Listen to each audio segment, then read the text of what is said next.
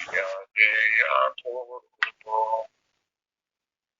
ఓం గురు జయ గురు జయ జయ గురు ఓం గురు జయ గురు జయ జయ గురు.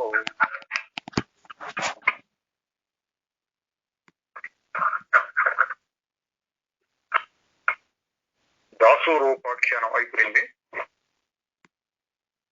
తర్వాత వశిష్ఠ మహర్షి కొద్దిగా సొంత బోధ చేశారు. అందులో చివరి చూసాం, మానవ జీవిత పరిమితి 100 సంవత్సరాలు అంటే మహాపతిథి అన్నాడు. అనంతమైన కాలంలో ఇది బహు స్వల్పమే. అంత తక్కువ ఆయుర్దాయం కలిగిన మానవుడు దేని కొరకు పరిగెత్తుతున్నాడు? గొప్ప గొప్ప విషయాలు చెప్పారు. ప్రపంచమే లేదు, అంత సంకల్పం మాత్రం, శరీరం లేదు, శరీరం నువ్వు కాదు, ఇటువంటి మాటలని చెప్పి ఆత్మస్థితిలో ఉండాలి అని చెప్పి మళ్ళీ కింది మాటలు అన్నట్టుగా ఉంటాయి చూడండి. 100 సంవత్సరాలు దేనికోసం కోరాలి, ఎందుకోసం కోరాలి, ఏం కోరాలి అంటే దీని అర్థం ఏంటంటే, ఏ రకంగా చూసినా ఒకవేళ నువ్వు దేహమే అయినప్పటికీ ఈ స్వల్పమైన జీవిత కాలంలో ఏం కోరుతావు, ఏం అనుభవిస్తావు అని ఈ రకంగా కూడా చెప్తున్నారు. అంటే దీని అర్థం ఏమవుతుందంటే మనం గ్రహించాల్సింది వాసనాక్షయం కావడం ముఖ్యం. ఆత్మజ్ఞానం కలిగిందా నీకు? ఎటువంటి అనుభవం కలిగింది? మనస్సు ఎంతసేపు ఆగిపోతుంది? నిశ్చలమైన సమాధి స్థితిలో ఉంటున్నావా? ఇటువంటి మాటలు అక్కడక్కడ రావచ్చు, కానీ అది ఫైనల్ కాదు అని తెలుసుకోవాలి. ఎందుకని వాసనాక్షయమే మోక్షము అని చాలాసార్లు చెప్తూ ఉంటారు. వశిష్ఠ మహర్షి చెప్తారు, సెకండ్ గ్రంథాల్లో కూడా అట్లాగే ఉంటుంది. దాని గురించి చెప్తున్నారు. ఆత్మజ్ఞానం కలిగినందువలన వాసనాక్షయం కలగాలి. ఒకవేళ ఆత్మజ్ఞానం నీకు పూర్తిగా కలగకపోయినా ప్రపంచాన్ని పరిశీలించడం చేత కూడా నీకు వైరాగ్యం కలగచ్చు. ఆత్మజ్ఞానం ఎందుకు అంటే, ఆత్మజ్ఞానం ఉంటే గాని వైరాగ్యం, సరియైన వైరాగ్యం కలగదు. ఒక కలిగిన వైరాగ్యం నిలబడదు. కాబట్టి ఆత్మజ్ఞానం అంటే తనలో ఉన్న ఆనందాన్ని చూస్తే గాని బయట విషయాల మీద విముఖత్వం కలగదు. అందుకోసం దాన్ని కావాలని చెప్తూ ఉంటాం. ఒక్కొక్కసారి ఇంకొక రకంగా కూడా చెప్తాం. అంటే ఇక్కడ శరీరం నువ్వే అనుకున్నప్పటికీ అట్లా దేహాది పదార్థాలన్నీ మొదటి నుండే స్థిరంగా ఉన్నాయి అనుకున్నా దేన్ని కోరటం యుక్తం కాదు. ఇదంతా నిజమే, ప్రపంచం అంతా నిజం, నేను దేహం అనుకున్నా దేన్ని కోరటం యుక్తం కాదు. ఎందుకంటే అసంగమైన చైతన్యానికి జడ పదార్థానికి పరస్పర సంయోగం ఎట్లా కుదురుతుంది? ఇక జగత్ పదార్థాలు అస్థిరాలైతే వాటిని కోరటం తగదు. ఒకవేళ స్థిరమే అనుకున్నా నీకు వాటితో సంయోగం లేదు. ఒకవేళ ఉంది అనుకున్నా కొద్ది కాలం ఉండిపోతాయి. అసలు నువ్వు చైతన్యం జడంతో సంబంధం లేదు అనుకుని ఇంకా మంచిది. అసలు లేనే లేదు ప్రపంచం అంటే ఇంకా మంచిది. జగత్ పదార్థాలు అస్థిరాలైతే వాటిని కోరటం తగదు. అంటే ఏంటి, ఇక్కడ ఎన్ని రకాలుగా చెప్పిన మనం తీసుకొస్తుందంటే ఆయన సారాంశం దేన్ని చెప్పాలని ప్రయత్నం చేస్తున్నారు అంటే, ప్రపంచం మీద భ్రాంతిని వదలడం. వాసనలు అంటే అది ప్రపంచం, లోక వాసన, లోకంలో ఏదో సుఖం ఉంది దాని వైపు పోవాలి అని ఆ భ్రాంతిని వదలటం ముఖ్యం. అందుకని మన చిన్నపిల్లలకి అన్నం తినిపించే, నాన్న ఇది అమ్మ ముద్ద, ఇది నాన్న ముద్ద, ఇది తాత ముద్ద, ఇట్లా తిను, ఇంకొక ముద్ద ఇది అట్లా ఆ మాటలు ఈ మాటలు చెప్పి తినిపించినట్లుగా రకరకాలుగా చెప్తున్నారు వశిష్ఠ మహర్షి. సరే, వాని అందరి ఆసక్తి దుఃఖాన్ని కలిగిస్తుంది. తర్వాత నెక్స్ట్ టాపిక్, సమస్తానికి కర్త అయిన ఆత్మ అకర్తే అవుతుంది. కర్త మహాకర్త ఈ టాపిక్. కర్త అకర్త మహాకర్త. సమస్తానికి కర్త అయినా ఆత్మ అకర్తే అవుతుంది. ఇది మనం చాలాసార్లు చెప్పుకున్న విషయం. కర్త గురించి అన్ని శాస్త్రాలు వస్తుంది, భగవద్గీతలో, అష్టావకర గీతలో, ఇందులో చాలా ముఖ్యమైన విషయం. ఎందుకంటే మన భ్రమ శ్రమంతా నేను చేస్తున్నాను అన్న దాన్ని నేను చేస్తున్నాను, నేను పొందుతాను అనేది దేహం నేను అనేటువంటి భావంలో ఒక ముఖ్యమైన అంశం. నేను కర్తాను. ఇట్లా కదలకుండా కూర్చున్నాను, నేను దేహభావంలో ఉన్నానా దేహభావం లేకుండా ఎవరికి తెలియదు, నాకు కూడా తెలియదు. ఎప్పుడప్పుడు బయటపడుతుంది. ఎట్లా బయటపడుతుందంటే నేను కర్తను అన్నట్లుగా ఒక ఆలోచన వస్తుంది. ఇది చేయాలి, ఇప్పుడు కూర్చుంటే ఎట్లా అని అనిపిస్తుంది.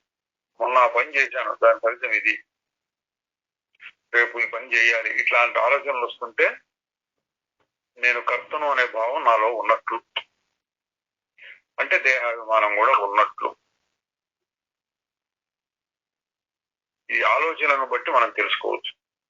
అందుకని అకర్త అనేటువంటిది ఒక ముఖ్యమైన సూచన దేహాభిమానం ఉన్నట్టు. దాని గురించి వర్ణిస్తున్నారు.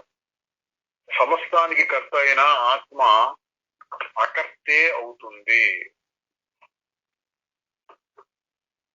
సమస్తానికి కర్తే అయిన ఆత్మ అకర్త అవుతుంది. ఇది పారాడాక్స్ అంటారు ఇంగ్లీష్ లో ఒక అలంకారం. విరోధాభాసం, విరోధం ఉన్నట్టుగా అనిపిస్తుంది. సమస్తానికి కర్త అయినా ఆత్మ అకర్తే అవుతుంది. మనం చాలాసార్లు విన్నాం కాబట్టి మనకు అంత ఆశ్చర్యం లేదు. మొట్టమొదటిసారి ఈ వాక్యం చదివితే మహా ఆశ్చర్యం కలుగుతుంది. ఇట్లా సమస్తానికి కర్త అంటే ఆత్మ తప్ప రెండో పదార్థం లేదు. చక్కవన్నీ మారిపోయి ఆత్మ ఒక్కటే స్థిరమైంది. అందుకని ఏది వచ్చినా అందులో నుంచే రావాలి. కాబట్టి కర్త అవుతుంది. మరి అకర్త ఎట్లా అవుతుంది అంటే మనం దాన్ని కూడా చూడొచ్చు. మనకి ఇంతకుముందు విన్నాం కాబట్టి కొద్దిగా ఆలోచించుకో. అకర్త ఎట్లా అవుతుంది అంటే ఇది నేను చేస్తున్నాననే భావం లేదు కాబట్టి, ఏదో జరుగుతుంది అంతే తన ఉండటం వల్ల. దీన్ని చెప్పడానికి మనకు కొన్ని ఉదాహరణలు ఉన్నాయి. ఆ ఉదాహరణ చెప్తున్నారు. చూద్దాం. ఆత్మ అకర్త అవుతుంది, అన్ని చేసినా సరే అకర్తే. ఎందుకంటే అది ఏది చేసినా ప్రకాశింపజేసే దీపంలాగా ఉదాసీనంగానే ఉంటుంది. ఉదాసీనంగా, ఇండిఫరెంట్ అంటాడు ఇంగ్లీష్ లో. ఏం పట్టించుకోకుండా ఉండటం. ఏం చేసినా ప్రకాశింపజేసే దీపంలాగా ఉదాసీనంగానే ఉంటుంది. ఉదాసీనం అంటే ఊరకు ఉండటం, పట్టించుకోకుండా ఉండటం. దానికి ఉదాహరణ ఎట్లా కుదురుతుందంటే ఉదాహరణ ఇచ్చారు. ఇక్కడ రకరకాల ఉదాహరణలు ఇస్తుంటారు వశిష్ఠ. ఎక్కడి నుంచి చేస్తాడా ఈ ఉదాహరణ అన్నట్టుగా ఉంటుంది. ఇక్కడ ఏం చెప్పారు? ప్రకాశింపజేసే దీపంలాగా. దీపం అన్నిటిని ప్రకాశింపజేస్తుంది. రాత్రి అనుకోండి, అమావాస్య రాత్రి మన ఇంట్లో ఏదైనా పని చేసుకోవాలంటే దీపం లేకుండా కుదరదు. చిన్న దీపం కానీ పెద్ద దీపం కానీ ఉండాలి. మరి అన్ని పనులు దీపం వల్లనే జరుగుతున్నాయి అనాల్సి వస్తుంది. కానీ దీపానికి కర్తృత్వం ఏమి లేదు. నేను చేస్తున్నాను అని కానీ, చెయ్యాలి అని కానీ, ఇట్లా ఉంటే బాగుంటుంది అని కానీ అటువంటి మాటలు ఏం లేకుండా ఊరక ఉంటుందంటే ఊరక ప్రకాశాన్ని ఇస్తుంది. ఆ ఉదాహరణ చెప్పారు. ఈ ఉదాహరణతోటే వేదాంత పంచదశి అని ఒక మంచి విద్యారణ్య స్వామి వారు రాసిన చాలా ప్రసిద్ధి పొందిన గ్రంథం బాగుంటుంది. 15 చాప్టర్ల పంచదశి అన్నాడు. అందులో ఒక అధ్యాయం పేరు నాటక దీప ప్రకరణం. నాటకం వేసేవాళ్ళు ముందు పైన ఒక దీపం పెట్టుకుంటారు. పూర్వం లేండి, ఇప్పుడు అన్ని ఎలక్ట్రికల్ బల్బ్స్. పూర్వం ఒక పెద్ద వెలుతురిచ్చేటువంటిది. మా చిన్నప్పుడు పెట్రోమాక్స్ లైట్లనే ఉండేవి. అది కూడా 2 రోజుల్లో బహుశా చాలా ఏదో నూనె దీపాలు, ఆముదం దీపాలు, లేకపోతే నువ్వుల నూనె, ఇట్లాంటి పెద్ద పెద్ద దీపాలు చాలా పెట్టి ఆ వెలుతురులో నాటకాలు ఆడుతూ ఉండేవారేమో. ఆ దీపం ఒకటి ఉన్నది. ఆ దీపం సహాయం చేత వీళ్ళు నాటకాలు, డాన్సులు అన్ని చేస్తున్నారు. కానీ దీపం ఎట్లా ఉంటుంది? ఊరక ప్రకాశిస్తూ ఉంటుంది. అది లేకపోతే ఏం జరగదు. ఈ ఉదాహరణ చెప్పారు. అట్లా ఇక్కడ ఆత్మ లేకపోతే ఏమీ జరగదు. ఆత్మశక్తి ఉండాలి. ఆత్మ వచ్చి మనస్సు మీద పడితే ఆలోచిస్తుంది. ఆత్మ వచ్చి అహంకారం మీద పడితే నేనంటుంది. ఆత్మ వచ్చి ప్రాణం మీద పడితే శక్తి వస్తుంది, పనిచేయడానికి కావాల్సిన శక్తి. ఆత్మ వచ్చి శరీరం మీద పడితే, ఇంద్రియాల మీద, శరీరం మీద, దాంట్లో తెలుసుకునే శక్తి అంటే కొద్దిపాటి తెలుసు. మనసులో లాగా కాకుండా కొద్దిపాటి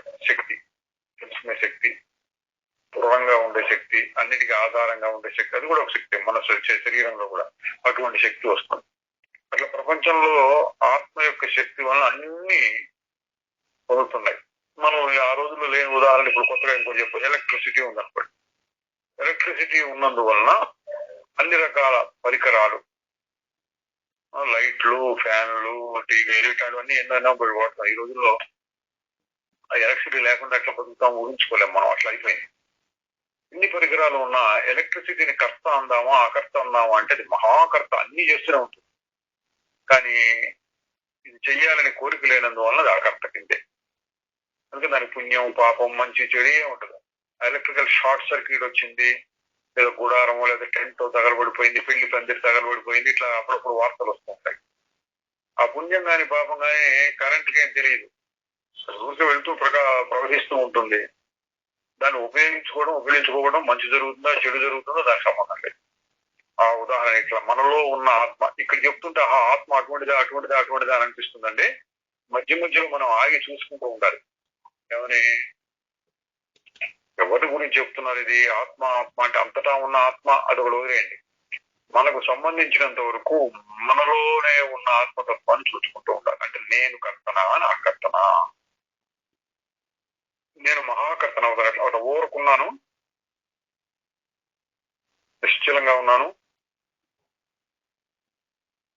ఎక్కడేదో శబ్దం వస్తుంది, చెవులు గుర్తించినాయి, కళ్ళు తెరిస్తే కనపడుతాను, కళ్ళు గుర్తించినాయి. ఆ శక్తి ఎక్కడి నుంచి వచ్చి నా దగ్గర నుంచి. నేను చూశానని నేను చూడమని చెప్పలేవా, నేను ఊరుకున్నాను, చూడాలని కోరిక లేదు. ఊరికే కనపడింది, ఊరికే వినపడింది. ఇలా కళ్ళు మూసుకొని కూర్చున్నా, గుండె కొట్టుకుంటాను, అది శరీరం చేసే పని, చెప్పక్కర్లేదని. గుండె కొట్టుకుంటాను, ఆహారం జీర్ణం అవుతోంది, గాలి పీల్చుకోవడం జరుగుతోంది, ఇంకా చాలా పనులు జరుగుతుంటాయి శరీరంలో. ఎప్పుడు నేనున్నంత వరకు. ఈ జీవుడు లేదా ఆత్మ అనేది వెళ్ళిపోతే ఏ పనులు జరగవు. కాబట్టి జీవుడు ఉన్నప్పుడు ఇవన్నీ జరుగుతున్నాయి, కాబట్టి జీవుడికి సంబంధం ఉన్నది. మరి జీవుడు కావాలంటారు, ఏం లేదు. జీవుడు ఎట్లా ఉంటే ఊరికి ఉదాసీనంగా ఉంటాడు, ఊరగా ఉంటాడు. కాబట్టి దానికి ఏం సంబంధం లేదు. పుణ్యం గాని పాపం గాని సుఖం గాని దుఃఖం గాని ఏం అంటదు. ఈ పోలికి చెప్పారండి. సూర్యుడు ఇంకొక ఉదాహరణ. సూర్యుడు ప్రాణులందరి దైనందిక కార్యాలన్నిటికీ హేతు అయినప్పటికీ వాస్తవంగా ఏమీ చేయడం లేదు. రెండో ఉదాహరణ, అక్కడ దీపం అన్నాడు, సూర్యుడు అన్నాడు, రెండింటికి దాదాపు కొట్టేస్తాం. అన్నిటికీ ఆయనే ఆధారం అయినప్పటికీ ఆయన ఏమీ చేయటం లేదు. ఎందుకని అంటే ఇప్పుడు చెప్పుకోండి, ఏం లేదు, చెయ్యాలని లేదు, అనిపించట్లేదు, నాకు సంబంధం లేదు, నాకు తెలియదు, జరుగుతున్నట్టు కూడా అది ఊరికే ఉన్నానంటే నేను. అట్లాగే ఆత్మ కూడా చేసినా చేయించినా చేయనిదే, చేసినా జయించవుని అంటే. కొన్ని సందర్భాలు అసలు ప్రపంచం లేనే లేదు, అంత కళ్ళలాంటిది. ఆ సందర్భంలో అసలు ఏం లేదు, చేత లేదు, ఏం లేదు, అదొక టైప్ అనుకోండి. ఇక్కడ ప్రపంచం ఉన్నది అని కొద్దిగా దానికి అవకాశం ఇచ్చి, ఉన్నది అనే భావన కొద్దిగా అవకాశం ఇస్తే ప్రపంచం ఉన్నది, ప్రపంచంలో శరీరం ఉన్నది. మరి కొన్ని చోట్ల అంత కళ అని చెప్పారు. అంత కాకుండా సాధారణ సాధకుడికి ప్రపంచం ఉన్నది, ప్రపంచంలో ఒక శరీరం ఉన్నది, పనులు జరుగుతున్నాయి అనుకున్నప్పటికీ లోపల ఉన్నటువంటి ఆత్మకు, ఆత్మ అంటే నేను అనుకోండి, నాకు ఆత్మ లోపల ఉన్నటువంటి నాకు దీనితో ఏమీ సంబంధం లేదు.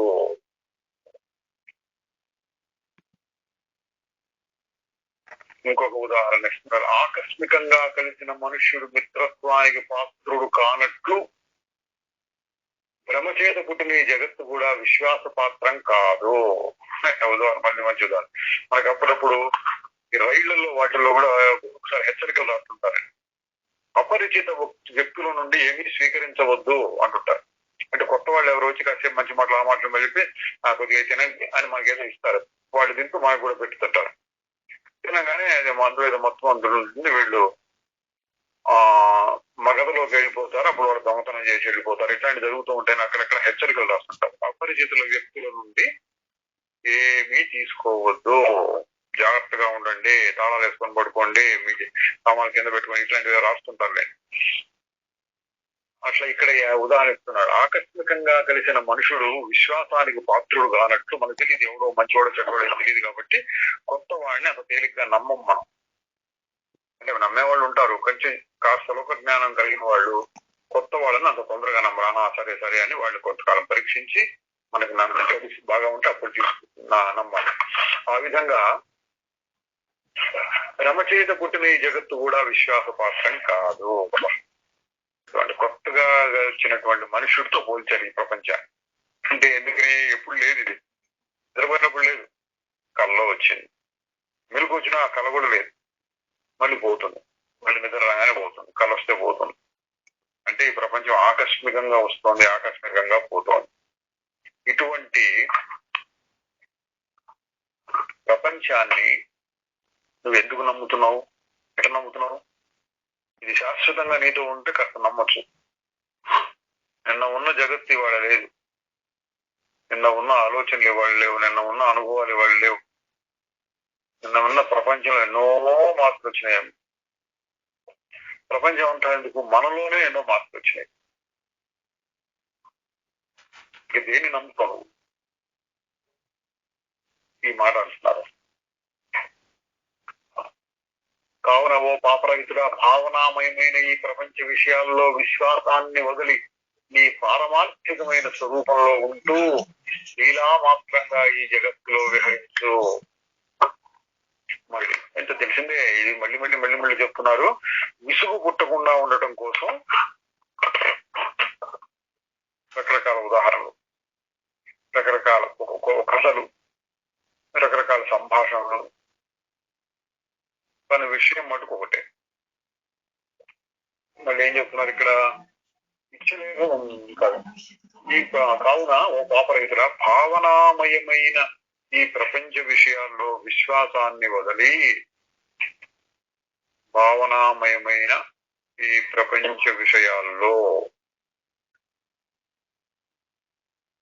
భావమయం అంటే తెలుసుగా మనకి యోగ భాష్యం చూడడం మొదటి నుంచి ఇప్పుడు దాకా ఆయన ఎక్కువ తరచుగా చెప్పేది అదే, భావనామయము. భావన చేత, అనుకోవటం చేత, ఉంది కదా అనుకోవటం చేత గారడీ జరుగుతుంది. అంటే ఇంద్రజాలం, మ్యాజిక్. అందులో నిజం అనుకోవచ్చా, అబద్ధం అనుకోవచ్చా అంటే తెలియని వాళ్ళు, చిన్న పిల్లల కారణాలు తీసుకుంటే వాడు నిజంగా తయారు చేస్తున్నాడు, వాడు చాలా శక్తులు కొత్త కొత్త చేస్తున్నాడు, అట్లా అనిపించవచ్చు. తెలిసిన వాళ్ళు ఏమనుకుంటాడు, వీళ్ళు ట్రిక్స్ చేస్తున్నాడు, అక్కడ ఉన్నది ఇక్కడ, ఇక్కడ ఉన్నది కనపడి ఉన్నదాన్ని లేనట్టుగా చూపిస్తాడు, లేదాన్ని ఉన్నట్టుగా చూపిస్తాడు. ఇవన్నీ వాడి ఏదో అదొక చమత్కారం, అదొక నైపుణ్యం సంపాదించుకున్నాడు, అంతేగాని ఇక్కడ నిజంగా ఏమీ లేదు అన్న దృష్టిలో ఉంటారు. సరిగ్గా అదే చెప్తున్నారు ఇక్కడ. భావనామయమైన ఈ ప్రపంచ విషయాల్లో విశ్వాసాన్ని వదిలి, ఎందుకని ఇది శాశ్వతంగా ఉండేట్టుగా ఉంటే ఒకవేళ విశ్వాసం పెట్టుకోవచ్చు. ఇది ఎటువంటిది, భావనామయమైనటువంటిది. అటువంటి ప్రపంచంలో విశ్వాసాన్ని వదిలి, విశ్వాసం అంటే ఏంటి, ఇది నాకేదో విశ్వాసం అంటే నాకు దీనివల్ల నాకు ఉపయోగం కలుగుతుంది, ఇది మంచిది, దీనితో మనం ఈ విధంగా ప్రవర్తించవచ్చు, ఇటువంటి అది వదిలి, ఇదేం చేస్తే ఇది అనవసరం, మనకి పనికిరాదు, దీన్ని నమ్ముకుంటే మనకు ప్రయోజనం ఉండదు, దుఃఖమే కలుగుతుంది కానీ సుఖం అంటే శాశ్వతమైన సుఖం కలగదు. భావనామయమైన ఈ ప్రపంచ విషయాల్లో విశ్వాసాన్ని వదిలి నీ పారమార్థికమైన స్వరూపంలో ఉంటూ, పారమార్థికమైన స్వరూపంలో ఉంటూ, అంటే పారమార్థిక స్వరూపం అంటే పరమార్థము అంటే ఎస్సెన్స్ అదనమాట. పరమార్థం అంటే అన్నిటికంటే గొప్పది, అన్నిటికంటే మనం అన్నిటికీ సారభూతమైనటువంటి అట్లా కూడా చెప్పుకోవచ్చు. పైపైన కనిపించేది మారిపోయేటటువంటి కాకుండా పరమార్థము అంటే మార్పు అన్నిటికంటే గొప్ప విషయం. ఆ పరమార్థికమైన స్వరూపంలో ఉంటూ ఇవన్నీ రకరకాల మాటలను పచ్చిపోతే మానవ స్వరూపంలో ఏదైనా మారని స్వరూపంలో ఉంటూ, మారని స్వరూపంలో ఉంటూ అంటే ఏం లేదని గుర్తుపెట్టుకోవడమే. అట్లా ప్రశ్న నేనెవరు మధ్య మధ్యలో మాటి మాటికి నేనెవరు అని ప్రశ్నించుకోవడం, దాన్ని చూడటం, సాధ్యమైనంత వరకు ఆ గుర్తులో ఉంటూ ఇతర పనులు చేయడం అంటే పర్సంటేజ్ అనమాట. దాన్ని దీన్ని రెండింటిని పట్టించుకోవచ్చు. ఎంత అవసరమైతే అంత. చాలా పనులకి మనకు 5%, 10% సరిపోతుంది ప్రపంచ వ్యవహారం చేస్తున్నాను. కాదు నేను పూర్తిగా ఏకాంతంలో ఉన్నా, నాకు వేరే పని లేదు, ధ్యానం చేసుకుంటాను, మరి 100% ఆత్మలో ఉండొచ్చు. వ్యవహారం జరుగుతోంది అంటే చాలా పనులకి 5%, 10% చాలు. ఊరికే కూర్చున్నాం, నిలబడ్డాం, మనం భోజనం చేస్తున్నాం, ఏదో నడుస్తున్నాం, స్నానం చేస్తున్నాం, ఇటువంటి చెప్పక్కర్లా. 90% నీ పారమార్థిక స్వరూపంలో ఉండొచ్చు. ఒక్కొక్కసారి ఇంకొంచెం ఎక్కువగా ఆలోచించాల్సి వస్తుంది. అప్పుడు 20%, 30%, 40%, 50% అట్లా వీటికి ఇచ్చి ప్రపంచానికి ఆలోచించవచ్చు, పనులు చేయవచ్చు. అది సాధ్యమైన తోటలో నీ స్వరూపం, పరమార్థికమైన స్వరూపం 90% లేదా 100% వచ్చేయచ్చు. అటువంటి సాధన చేయమన్నాడు. పారమార్థికమైన స్వరూపంలో ఉంటూ అదనమాట. పారమార్థికమైన స్వరూపంలో ఉండటం ముఖ్యం. మరి ప్రపంచం ఏంటి అంటే లీలామాత్రంగా ఈ జగత్తులో విహరించు, లీలామాత్రంగా ఈ జగత్తులో వ్యవహరించు. విహరించు అన్నమాట. విహరించు అంటే మనం ఆన్ హాలిడే అను, అంటే టూర్ అను, తీర్థయాత్రలో పోతుంటాం. అంటే ఏంటి, అదొక సీరియస్ పని. అది చేయకపోతే అది అయిపోతుంది కాదు. మనకు వేరే పనులు ఏం లేవు కాబట్టి కొంచెం రిలాక్స్ కావడానికి రొటీన్ గా ప్రతిరోజు చేసేటువంటి కస్టమర్స్ కొత్త దాన్ని అది పెట్టుకోవడం అట్లాంటివి చేస్తూ ఉంటాం అప్పుడప్పుడు. అది విహారము, విహారయాత్రలు అంటుంటాం. ఎక్స్కర్షన్స్, విహారయాత్రలు, హాలిడేయింగ్.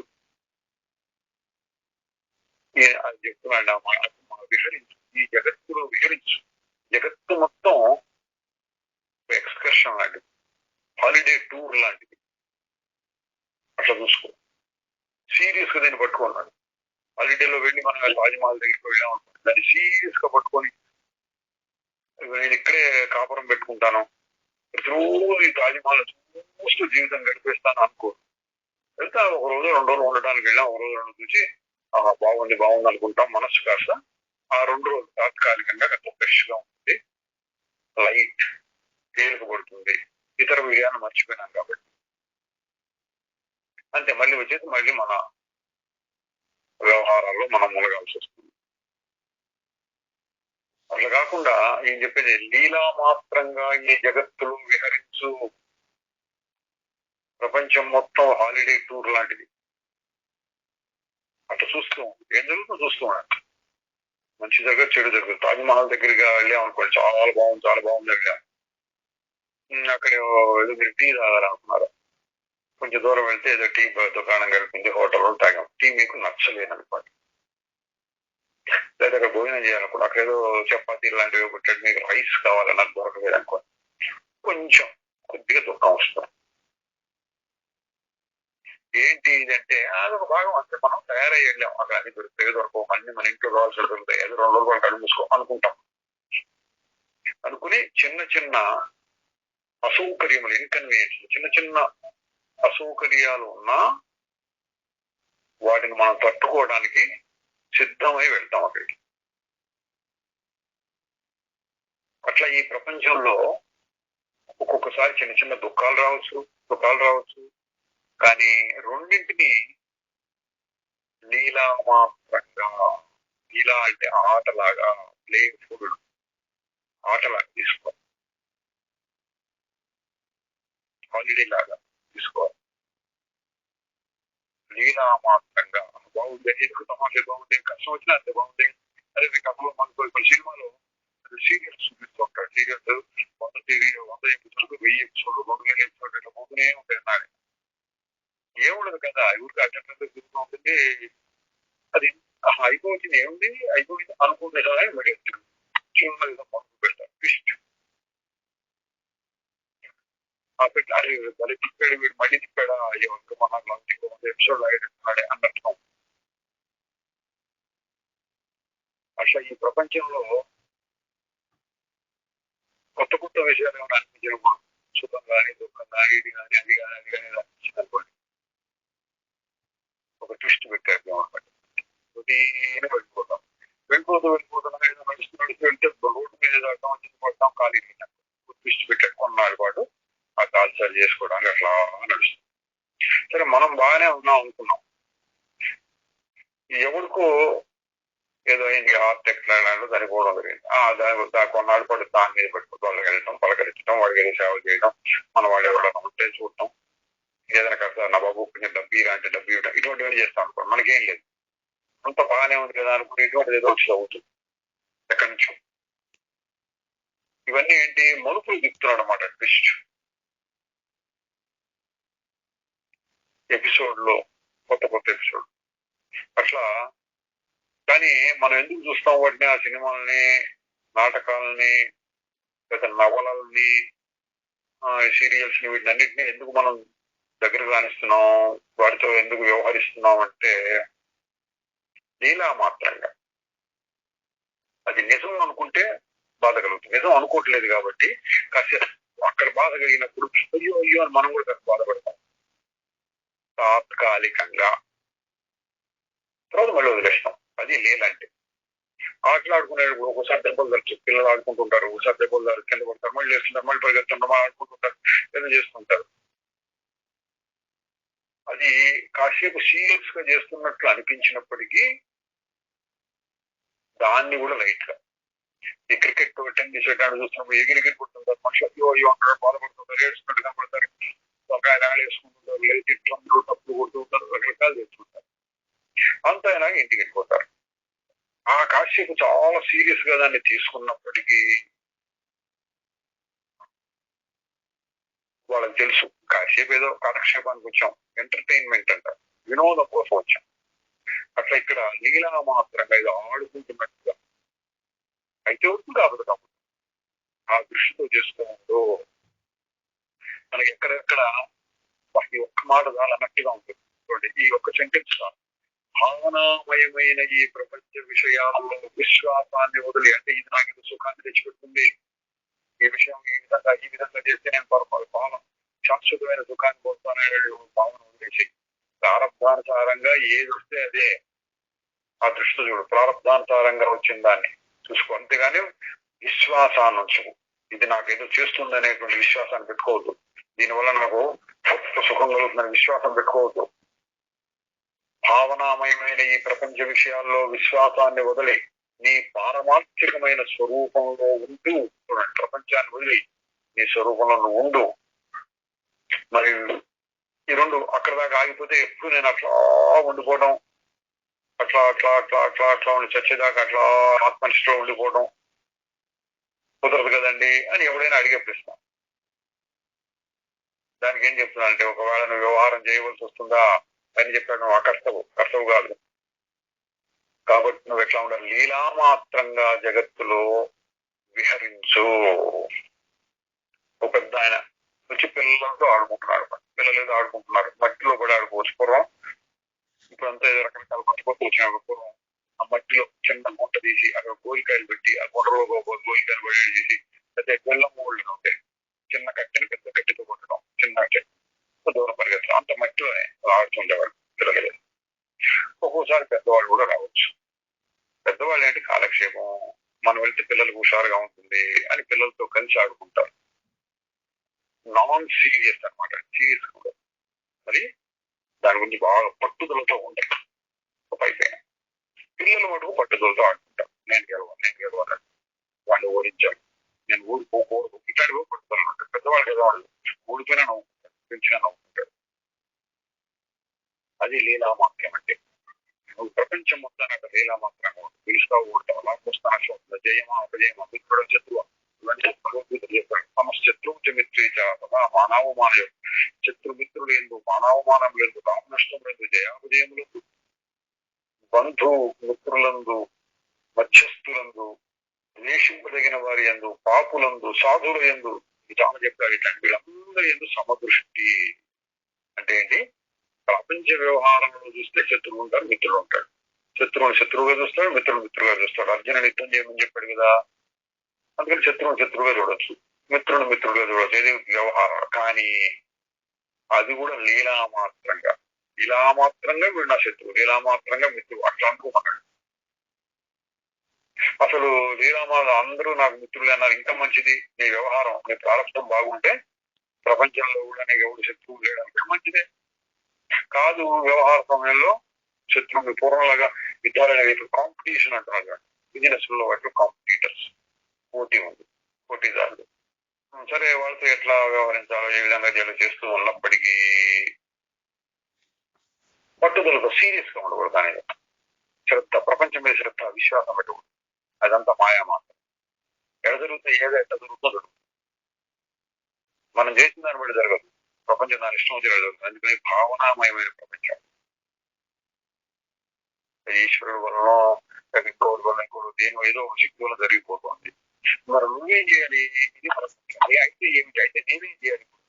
పరిస్థితి నేనేం చేయాలి అంటే లీలామాత్రంగా జగత్తులో వ్యవహరించు. ఏ పని చేస్తున్నావు నువ్వు లీలగా ఉండాలి. ఒక హీరో ఉన్నాడు అనుకోండి సినిమాలో. ఒక సినిమాలో ఆ పెద్ద రాజుగారు పోషించాడు, రాజుగారి జీవనం.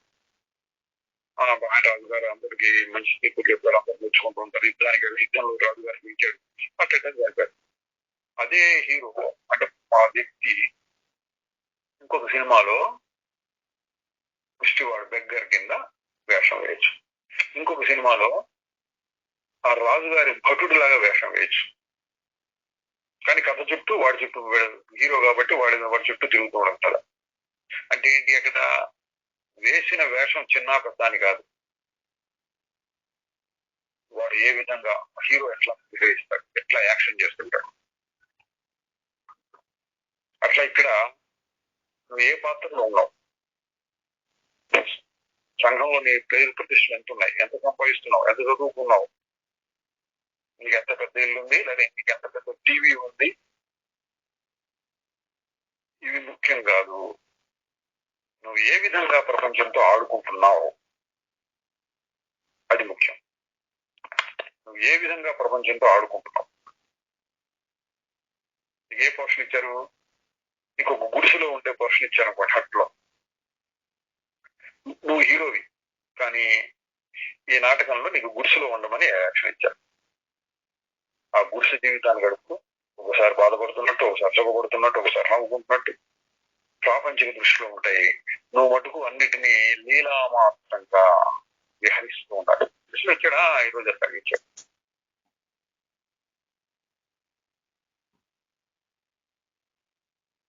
ఒకసో నేలను పోగొళ్ళించు, ఒకసో పూసిజ్జపై పద్యం. పూల పాన్పు మీద పడుకోవచ్చు ఒక రోజు నేల మీద కట్టి నేల మీద పడుకోవచ్చు, ఒకరోజు శ్మశానంలో ఉండొచ్చు, ఒకరోజు చెట్టు కింద ఉండొచ్చు, ఒకరోజు ఎవరో మహారాజు గారి తీసుకెళ్ళి ఆయన రాజభవనంలో నీకన్నీ ఏర్పాట్లు చేసి ఆయన గౌరవించవచ్చు.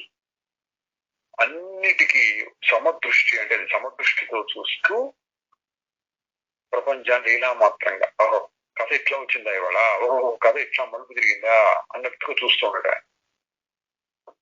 దీన్ని ఇక్కడ లీలామాత్రంగా విహరించు అన్నాడు.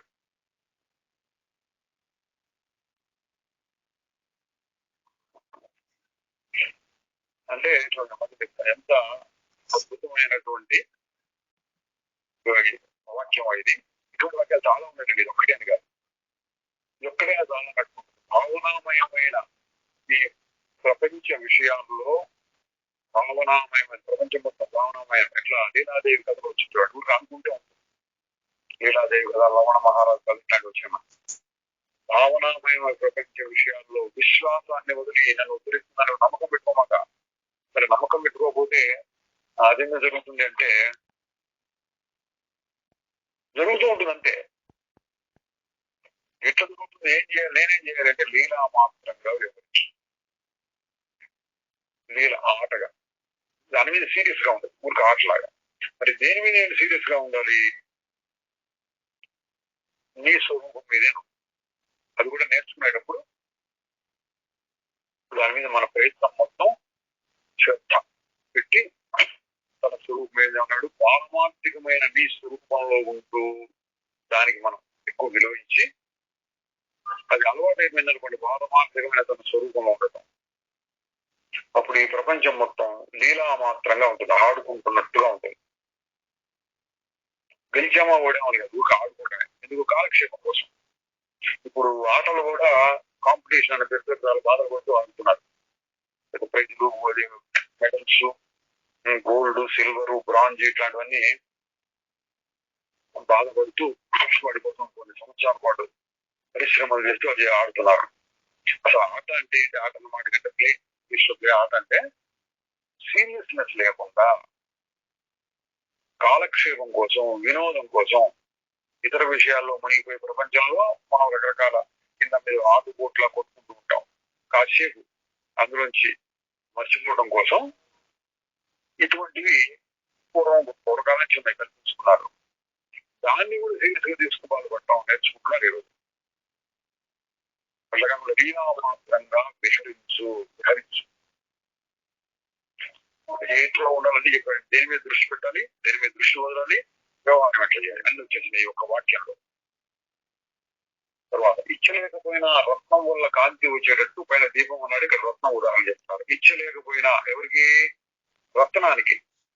రత్నం అంటే పూర్వం అనుకునేవాడు నిజంగా ఉన్నాయి లేవో, రత్నం ఒకటి పెడితే రత్నంలో నుంచి కాంతి వస్తూ ఉంటుంది రాత్రిపూట. ఎవరు మహారాజులు, చక్రవర్తులు అట్లాంటి వాళ్ళు రత్నమయమైన దీపాలు ఉంటాయి వాళ్ళకి, మామూలు దీపాలు కాదు. పైన పొగలకూడదు ఏదో కప్పేసి పెడతారు. అట్లా రాత్రి అట్లా తీయంగానే అందులో నుంచి వెలుతురు వస్తూ ఉంటుంది అని అంటారు. నేను ఎప్పుడు చూడలేదు పెద్ద రత్నాన్ని, ఉండొచ్చు అనుకోవాలి. ఇక్కడ ఆ ఉదాహరణ చెప్పారు. ఇచ్చలేకపోయినా రత్నం వల్ల కాంతి వచ్చేటట్టు పరమాత్మ యొక్క సత్తా మాత్రం చేత జగత్ సమూహాలు పుడుతున్నాయి. అకర్త భావానికి మళ్ళించారు. పరమాత్మ యొక్క సత్తా మాత్రం చేతనే జగత్ సమూహాలు పుడుతున్నాయి. సత్తా మాత్రం అంటే, సత్తా అంటే ఉండటం, పూరక ఉండటం మాత్రం చేతనే జగత్తులన్నీ పుడుతున్నాయి ఆయనలో నుంచే. ఎట్లా పుడుతున్నాయి? పరమేశ్వరుడు ఎందుకు చేశాడు? ఆయనకి ఏంటి పని లేదా? వాళ్ళు చేయగలరు, ఎట్లా చేశాడు? ఆయన మారిపోయినాడా? అందులో ఆయనలో నుంచి వచ్చినాయి, ఇంకో దాని నుంచి వచ్చినాయా? వీటికి ఆ పద్ధతిని సైంటిఫిక్ గా ఒక శాస్త్ర పద్ధతిలో చెప్పడం కుదరదు. అయితే ఒక పోలిక ఉంది. ఎట్లా అంటే కళల్లో వలే అన్నాడు. అది ఈ యోగ భాషలో ఎప్పుడు చెప్పినా అదే విషయం. కళలో ఒకే చైతన్యం, అంత కళకు 3 కళ రావడానికి ముందున్నటువంటి చైతన్యం రకరకాలుగా కనిపిస్తోంది. ఎక్కడి నుంచి వస్తుందంటే ఆ చైతన్యంలో నుంచి ఇదంతా వచ్చింది అని చెప్పాలి. మరి చైతన్యానికి ఏమైనా అయిందా అంటే కళ అయిపోయిన తర్వాత చూస్తే ఏం కాలేదు. అదే చైతన్యం, శుద్ధ చైతన్యం అట్లాగే ఉంది. ఇది విచిత్రం. ప్రపంచంలో మనం అన్నిటికీ కార్యకారణము, సైంటిఫిక్ ఎక్స్ప్లెనేషన్, ఇది ఇట్లా జరిగింది, ఇది ఇట్లా జరిగింది, ఇట్లా జరిగింది అని డిటెక్టివ్స్ అపరాధ పరిశోధన చేసినట్టుగా చెప్పుకోవచ్చు మనం, హేతువాదం, తర్కం ఉపయోగించి. అటువంటివి అట్లాగే ఉండాలని లేదు. కొన్ని ఉన్న కళ ఎట్లా వచ్చిందో తెలియదు, భ్రమ. సరిగ్గా అదే పద్ధతిలో పరమాత్మ ఈ సృష్టి చేసి ఉండాలి అని మనకి గెస్సు. ఇది కూడా ఊహే అనుకోండి. ఎందుకని? పరమాత్మ కనుక నిజంగా చేసి ఉంటే ఇంకొక రకంగా ఆయన కూడా మారిపోయిన వాడు అవుతాడు. ఆయన మారటం లేదు, ఎప్పుడు ఒకటే రకంగా ఉంటాడు. కాబట్టి సత్తా మాత్రం చేత, ఊరక ఉండటం మాత్రం చేతనే అంటే కళ రావడానికి ముందు శుద్ధ చైతన్యం ఊరికే ఉన్నట్లు ఈ జగత్ సమూహాలు పుడుతున్నాయి. ఎంతైనా రావచ్చు, కళలో వలె అన్నమాట. అందుచేత ఆత్మయందు కర్తృత్వం, అకర్తృత్వం రెండూ ఉన్నాయి. చెప్పేవాడు దృష్టిలో చెప్పుకోవచ్చు. అన్నిటికీ ఆత్మే కర్త అని చెప్తుంటారు. అట్లా అంతా పరమాత్మే, సర్వం కల్విదం బ్రహ్మ,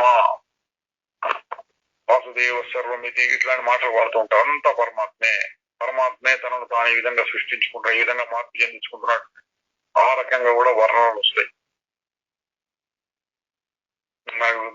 భగవద్గీతలో విభూతి విభూతి యోగం ఉన్నది. అందులో నేను ఇది, నేను అది, నేను అది అని చెప్పుకుంటూ వస్తాడు.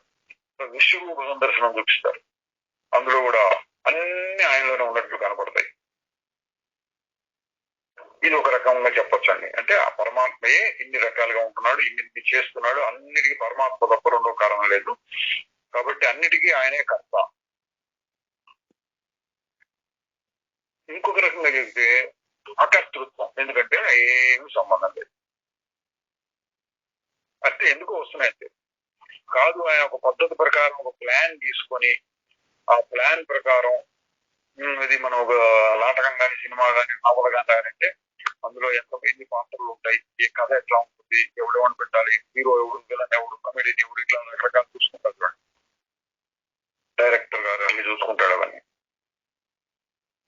ఆ విధంగా ఈ పరమాత్మ ఒక ప్లాన్ ప్రకారం ఈ ప్రపంచాన్ని సృష్టి చేశాడు అన్నట్టుగా ఒక్కొక్కసారి చెప్తూ ఉంటాడు.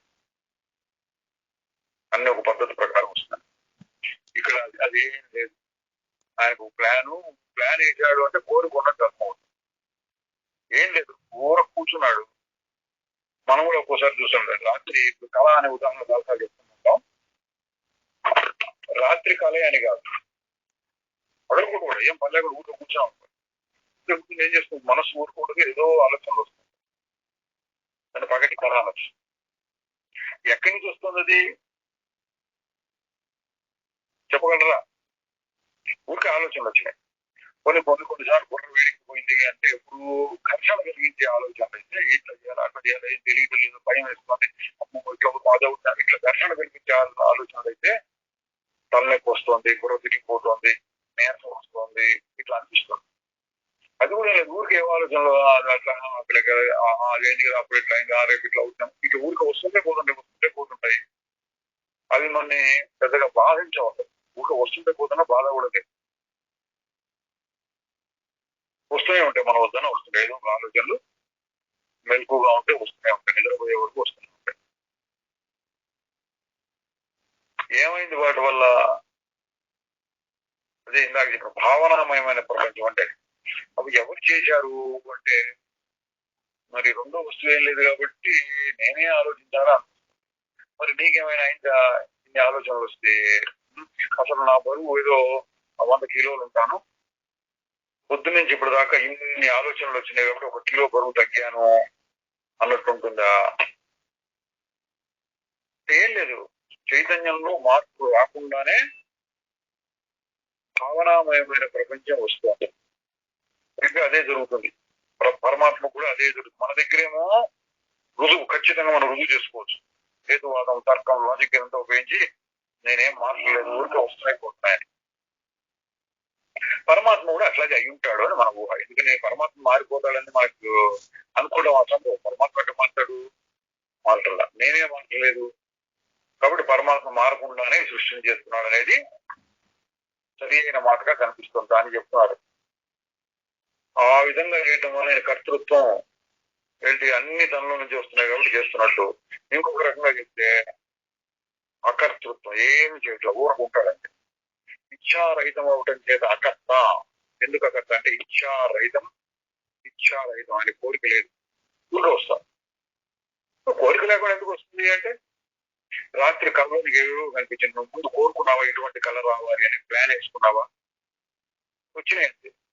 పరమాత్మ కూడా అట్లాగే వస్తుంది అని మనం కళ పోలికను చూపిస్తే పరమాత్మ పెట్టిది అర్థం అవుతుంది. సైంటిఫిక్ గా చెప్పలేం, పోలికతో చెప్పచ్చు. సన్నిధాన మాత్రం చేత అన్ని జరగడం చేత కర్త అవుతుంది, ఊరక ఉండటం చేత అన్ని జరుగుతున్నాయి. ఉదాహరణ ఇచ్చారు, రత్నం ఉదాహరణ ఇచ్చారు, దీపం ఉదాహరణ ఇచ్చారు, సూర్యుడు ఉదాహరణ ఇచ్చారు. ఊరక ఉంటే చాలు జరుగుతున్నాయి. ఆత్మ కూడా అంతే, ఈ శరీరంలో ఉండాలి, లేకపోతే చచ్చిపోతుంది శరీరం, ఏం పనిచేయదు, ఇందులో ఒక అణువు కూడా పనిచేయదు. ఆత్మ ఇందులో ఉండేటప్పటికీ, ఆత్మ అంటే తెలుసుకునే శక్తి, పనిచేయించే శక్తి, అన్ని రకాల ఇతర శక్తులన్నీ వస్తున్నాయి, ఇతర వ్యవహారం అంతా జరుగుతుంది. ఉండటం మాత్రం చేత, అది సన్నిధానం అంటే ఉండటం. సన్నిధానం మాత్రం చేత అన్ని జరగటం చేత కర్త అవుతుంది. ఇంద్రియాలకు గోచరం కాకపోవడం చేత పరమాత్మ కర్త భోక్త కాడు. ఇంకొక లాజిక్ యుక్తి ఏంటంటే ఇంద్రియాలకు గోచరం కాకపోవడం చేత అంటే నిరాకారుడైన చేత అంటే ఆయన కాళ్ళు చేతులు ఇట్లాంటివి ఉండవు అని అర్థం. అందుచేత కర్త భోక్త కావడానికి వీల్లేదు. తన సత్తా మాత్రం చేత ఇంద్రియాలన్నీ పనిచేయడం వలన కర్త భోక్త అవుతుంది ఆత్మ. ఒక రకంగా ఇది చూసే దృష్టి. ఖచ్చితంగా మనం చెప్పలేం కాబట్టి ఇట్లాగైనా చెప్పొచ్చు, అట్లాగైనా చెప్పచ్చు. ఖచ్చితంగా చెప్పాలని చెప్పలేం. ఏం జరుగుతుంది అంటే అవాంగ్ మానసుకు వచ్చిన మనస్సుకి వాక్కి అందనటువంటి స్థితి అది. నువ్వు చెప్పగలిగితే చెప్పండి, కళ ఎట్లా వస్తుంది ఎవరైనా చెప్పగలిగితే అప్పుడు పరమాత్మ కూడా అదే విధంగా చేస్తాడని చెప్పచ్చు. కాబట్టి ఆత్మ యందు కర్త అకర్త రెండు లక్షణాలు ఉన్నాయి. కనుక దేన్ని నీవు బాగుందని భావిస్తావో ఆ భావనలోనే నీవు స్థిరంగా ఉండు అని ప్రాక్టికల్ ఆస్పెక్ట్. నేను ఆచరణలో అభ్యాసంలో దేన్ని ఉపయోగించుకోవాలి, నాకు మీరు ఇట్లా అది చెప్తుంటే కన్ఫ్యూజన్ తికమకగా ఉంటుంది. అంటే నేను సాధకుల ఇబ్బంది గుర్తించి రెండు చెప్తే బుద్ధి నిలవదు, అడ్డు పోతుందా ఇదా అని కొట్టుకుంటుంటే ధ్యానం కుదరదు. అందుకని సాధకుల కోసం ఇచ్చిన సలహా ఏంటంటే నీకు ఏది నచ్చితే దాన్ని పట్టుకో అంటున్నారు. నీవు ఏది బాగుందని భావిస్తావో దానిలోనే, ఆ భావనలోనే స్థిరంగా ఉండు. పరమాత్మ ప్రపంచాన్ని సృష్టించిన దానికి అక్కర్లేదు, మనకు కావాల్సిన మన సంగతి కదా. ముందు ముఖ్యంగా మనకోండి, నేను ఎట్లా ఉన్నానో ఇట్లా ఉన్నా, నేను దేనికి కర్తను, ఏది కర్తను కాదు, అసలు నాకు ఏం సంబంధం లేదు. ఇది మాట్లాడుతున్నాను, నేను మాట్లాడట్లేదు, నాకు సంబంధం లేదు. నేను ఉంటే కదా నేను ఉండటం లేదు, మాట్లాడటం లేదు, ఏం జరుగుతుందో నాకు సంబంధం లేదు, నాకు తెలియదు, నేను అకర్తను. ఇట్లా అనుకోవచ్చుట మంచిది అన్నాడు. ఇంకొక రకంగా చెప్తే అన్నిటినీ నేను చేస్తున్నాను. ఏమని నేను చేస్తున్నాను? ఇగో శరీరం, చర్మం ఉంది, చర్మం మీద వెంట్రుకలు కూడా ఉన్నాయి, అవన్నీ నేనే వర్తిస్తున్నాను. చర్మం అందులో చెమట వస్తుంది, నేనే చెమటను తెప్పిస్తున్నా. ఇటు ప్రతిదానికి నేనే అని పెట్టుకున్నాను. సర్వకర్త, అన్నిటికీ నేనే కర్తని. అన్నా మంచిదే, అది దేనికి కర్తను కాదు, అన్నా మంచిదే అన్నాడు. కొన్నిటికి నేను చేశాను, కొన్ని నేను చేయలేదు, కొన్ని ఇట్లా చేస్తే బాగుంటుంది, కొన్ని ఇట్లా చేస్తే బాగుండదు, అప్పుడు సమస్య వస్తుంది. అందుకని మొత్తం దేనికి నేను కర్తను కాదు అనుకున్నా మంచిదే. నాకు సమస్త పదార్థాల్లో వ్యాపించి ఉన్న చిత్ స్వరూపమైన నేను అకర్తను అని దృఢభావన కలిగి ప్రవాహంలాగా వచ్చి పడిచిన పనులను చేస్తే మనుష్యుడు కర్మల చేత అంటుకోబడడు. నేను అంతటా ఉన్నాను, కానీ నాకేం అందదు, వస్తున్నాయి నాకే అందదు. నేను ఆకాశంలో సూర్యుడిలాగా ఉన్నాను అనుకోవచ్చు. అప్పుడు మనుష్యుడు కర్మల చేత అంటుకోబడడు, ఎందుకంటే దాని గురించి ఆలోచించట్లేదు. నేను చేశాను అనుకోవట్లేదు, అది ముఖ్యం. నేను చేశాను అనుకుంటే అంటున్నాడు. నేను చేయడం లేదు, నాకు సంబంధం లేదు అనుకుంటే అంటున్నట్టు. తర్వాత అన్ని నేనే చేస్తున్నాను, ఎందుకంటే అన్నిట్లో నేనున్నాను, అన్నిటిని నేను కలిపి చేస్తున్నాను అంటే మంచిదే. లేదా ఇంకో రకంగా నేను ఏమీ చేయడం లేదు అని నిశ్చయించుకున్నవాడు వైరాగ్యాన్నే పొందుతాడు. నేనేం చేయట్లేదు, ఏం కోరుతాను, నాకు అక్కర్లేదు. ఏం చేయకుండా నాకు ఏదో కావాలనుకుంటే నేనేమి చేయను, నాకు చేయడానికి అవయవాలు లేవు, చేయవలసిన అవసరం కూడా లేదు. నాకు కావలసినటువంటి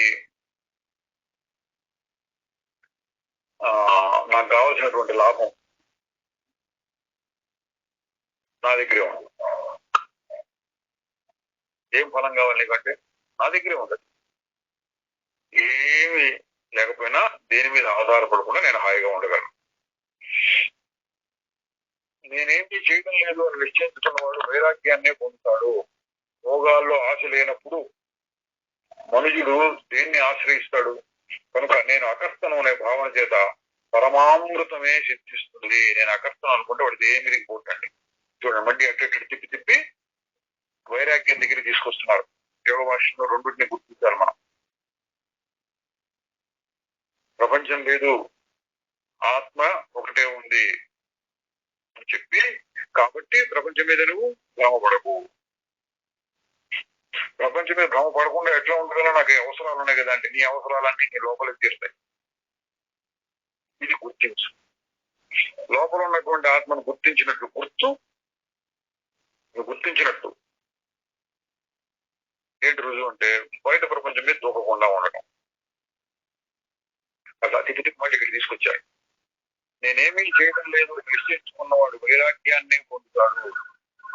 భోగాల్లో ఆశ లేనప్పుడు మనుషుడు దేన్ని ఆశ్రయిస్తాడు?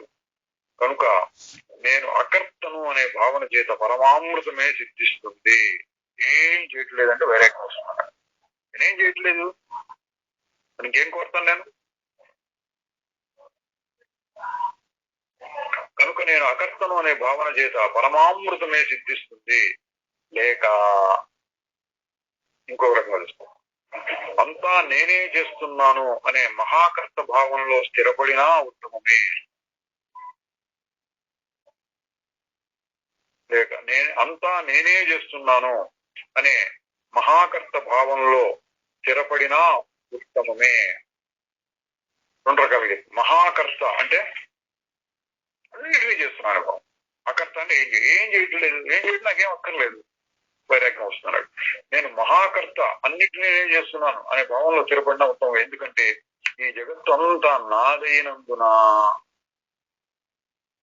శుద్ధ స్వరూపుడైన నాకు రాగద్వేషాలకు తావెక్కడ ఉంటుంది?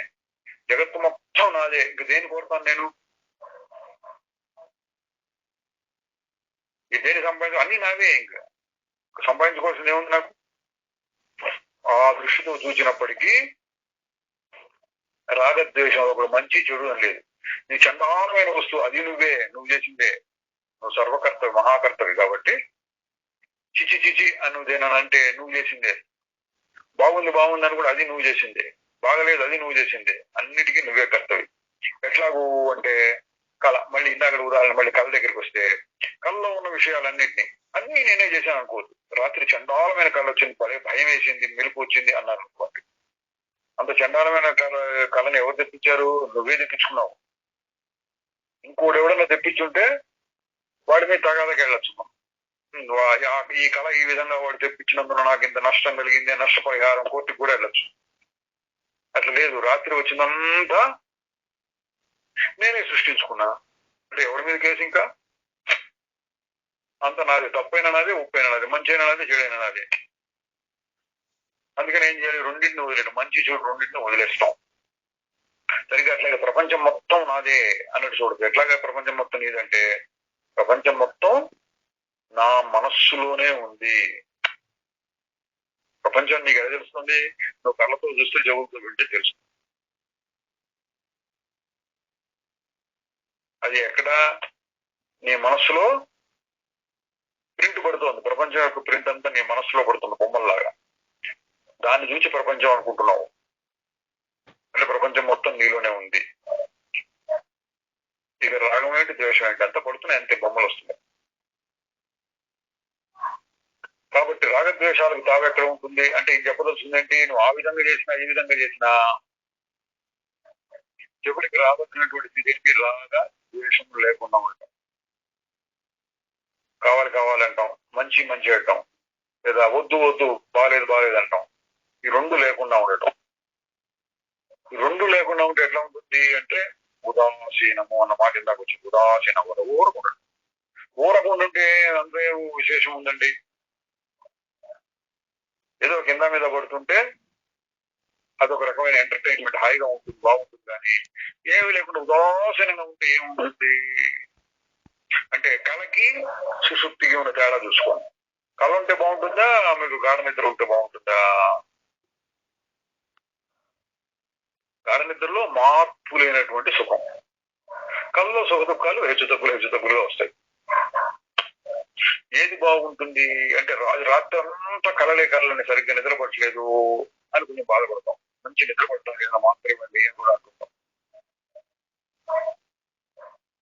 హెచ్చు తగ్గులు లేని ఆనందం. అట్లా ఉదాసీన స్థితి అంటే అది నాకు పైన వచ్చింది కదా, విహరిస్తూ ఉంటాడు. ఉదాసీనంగా ఉన్నవాడు ప్రపంచంలో లీలామాత్రంగా విహరిస్తూ ఉంటాడు.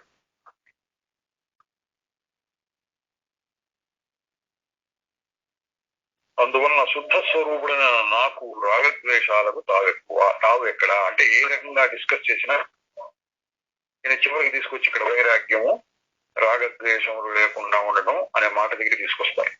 అట్లా ఆకర్త అయినా సరే రాగద్వేషాలు లేకుండా ఉండాలి, లేక మహాకర్తని సర్వకర్తని అనుకున్నా సరే రాగద్వేషం లేకుండా ఉండాలి. అప్పుడు నీకు కావాల్సిన స్థితి నీకు వస్తుంది. స్థూలమైన కర్మేంద్రియాల చేత కర్మ చేసినా చేయకపోయినా మనుష్యునికి ఉండే వాసనల ప్రకారమే మనస్సు స్వర్గ నరకాల్లో సుఖ దుఃఖాలను అనుభవిస్తుంది. వాసనల ప్రకారం అనుభవానికి వస్తాయి. అంటే మనస్సులో ఎట్లా మళ్ళీ ఇందాక తీసుకుని కళ, నువ్వేం చేసినా ఏం చెప్పినా రాత్రి కళ ఎట్లా వస్తుందంటే నీలో ఉన్న వాసన లోపల ఇప్పుడు వాసనలు ఉన్నాయి. కొన్ని అయితే పూర్వజన్మ వాసనలు కూడా ఉండొచ్చు అంటారు. కళలు ఇప్పుడు చూడని వస్తువులు కూడా మన కళలో కనపడుతూ ఉంటాయి. ఏనాడు ఊహించినటువంటి కనపడవచ్చు. బహుశా పూర్వజన్మవి అంటుంటారు. లేదా ఎప్పుడో విని మర్చిపోయినవి ఉండొచ్చు. మనం మర్చిపోయినాం అనుకుంటున్నా అక్కడ లోపల దాగుండి దాన్ని వస్తుంటాయి. వాటన్నిటిని వాసనలు సంస్కారాలు అంటే వాటి వల్ల వస్తుంది. పుణ్యపాపాలు కూడా అంతే. పుణ్యం పాపం వల్ల స్వర్గం నరకం. ఎక్కడి నుంచి వచ్చినా ఎక్కడ లేదు స్వర్గం నరకం, నీ మనస్సే సృష్టిస్తుంది. మన లీలోపాఖ్యానాలు చూసాను చూడండి. ఆ జీవుడు ఆ గదిలోనే ఉంటాడు, కానీ కొత్త ప్రపంచాన్ని సృష్టించేసుకున్నాడు. అట్లా స్వర్గం నరకం అని కూడా మనస్సే సృష్టిస్తుంది. కాబట్టి అజ్ఞానమైన వానికి కర్మ చేయకపోయినా కర్తృత్వం కలుగుతూనే ఉంటుంది. లోపల వాసన ఉన్నంత వరకు వాడు కావాలని ఏం చేయకుండా ఇట్లా కళ్ళు చెవులు మూసుకొని కాళ్ళు చేతులు బిగించుకొని ఒక గదిలో తాళం వేసుకొని కూర్చున్నప్పటికీ మనస్సు పనిచేస్తూనే ఉంటుంది. దాన్ని ఆపరేట్ గా మనస్సు పనిచేస్తూ ఉంటుంది. వాడి కళ్ళు వస్తూ ఉంటాయి, కళ్ళు అనుభవిస్తాడు. బయట ప్రపంచంలో జగత్తులో అనుభవించకపోయినా మన జాగ్రత్త అవస్థలో ఓ 10 గంటల సేపు ఇక్కడ తిరుగుతున్నాం అనుకోండి, 10 గంటలు 12 గంటలు తిరిగి ఆ పనులు ఈ పనులు చేస్తూ ఉంటే వాడు కళ్ళలో తిరుగుతూ ఉంటాడు, కళ్ళలో అనుభవిస్తాడు జగ దుఃఖాలు, స్వర్గనరక. ఎందుకని లోపల వాసనలు ఉన్నాయి కాబట్టి. వాసనలు అనేవి లేకుండా పోతే ఉదాసీనంగా ఉంటాడు. పగలు కూడా ఉదాసీనంగా ఉంటాడు, కళ్ళలో కూడా ఉదాసీనంగా ఉంటాడు. ఇక్కడ అలవాటు అయితే ఇక్కడ బలవంతం లేకుండా అణిచిపెట్టకుండా అన్ని ఆలోచనలని ఒక భావనామయం, నాకు సంబంధం లేదు అన్న దృష్టితో చూస్తూ ఉదాసీనంగా హాయిగా ఉండటం నేర్చుకుంటే, ఇది మెలకువలో ఉన్నప్పుడు జాగ్రత్త అవస్థలో అటువంటి వాడి కళలు రావా అంటే కళలు వస్తాయిట, కానీ కళలో కూడా ఉదాసీనంగానే ఉంటాడు. భయంకరమైన కళలు రావు. అది చేసినట్టు కాసేపు వస్తుంటే పోతుంటాయి. ఎందుకని అంటే ఈ ఆత్మజ్ఞానం కలిగినటువంటి వాడికి వాసనలు తగ్గిపోయినాయి కాబట్టి. ఇక్కడ చెప్పిన రాగద్వేషములు తగ్గిపోతాయి. పుణ్య పాపాలు, సుఖ దుఃఖాలు, స్వర్గ నరకాలు ఇవన్నీ మనస్సు కల్పించేవి వాసన అనేది ఆధారపడి. నువ్వు చేయకుండా కూర్చున్న, శరీరాన్ని బిగబట్టి చేయకుండా కూర్చున్న లోపల మనస్సులో ఉన్న వాసనలను బట్టి నువ్వు మరి తర్వాత జన్మలు గాని, లేక ఇక్కడే కళల్లో గాని, లేక ఊరికే కూర్చున్న ఊహల్లోనే కూర్చున్న సుఖ దుఃఖాలు పడుతూ ఉంటాడు. ఊహించుకొని కాసేపు సుఖపడచ్చు, ఊహించుకొని కాసేపు బాధపడదు. అది పగటి కళ అంటాం. పగటి కళలతో లేదా రాత్రి కళలతో లేదా మరు జన్మలో వాసనలు ఉన్నంత వరకు జరుగుతూ ఉంటుంది. వాసనలు లేకుండా ఉంటే జరగదు. కాబట్టి అజ్ఞాని అయిన వానికి కర్మ చేయకపోయినా కర్తృత్వం కలుగుతూనే ఉంటుంది.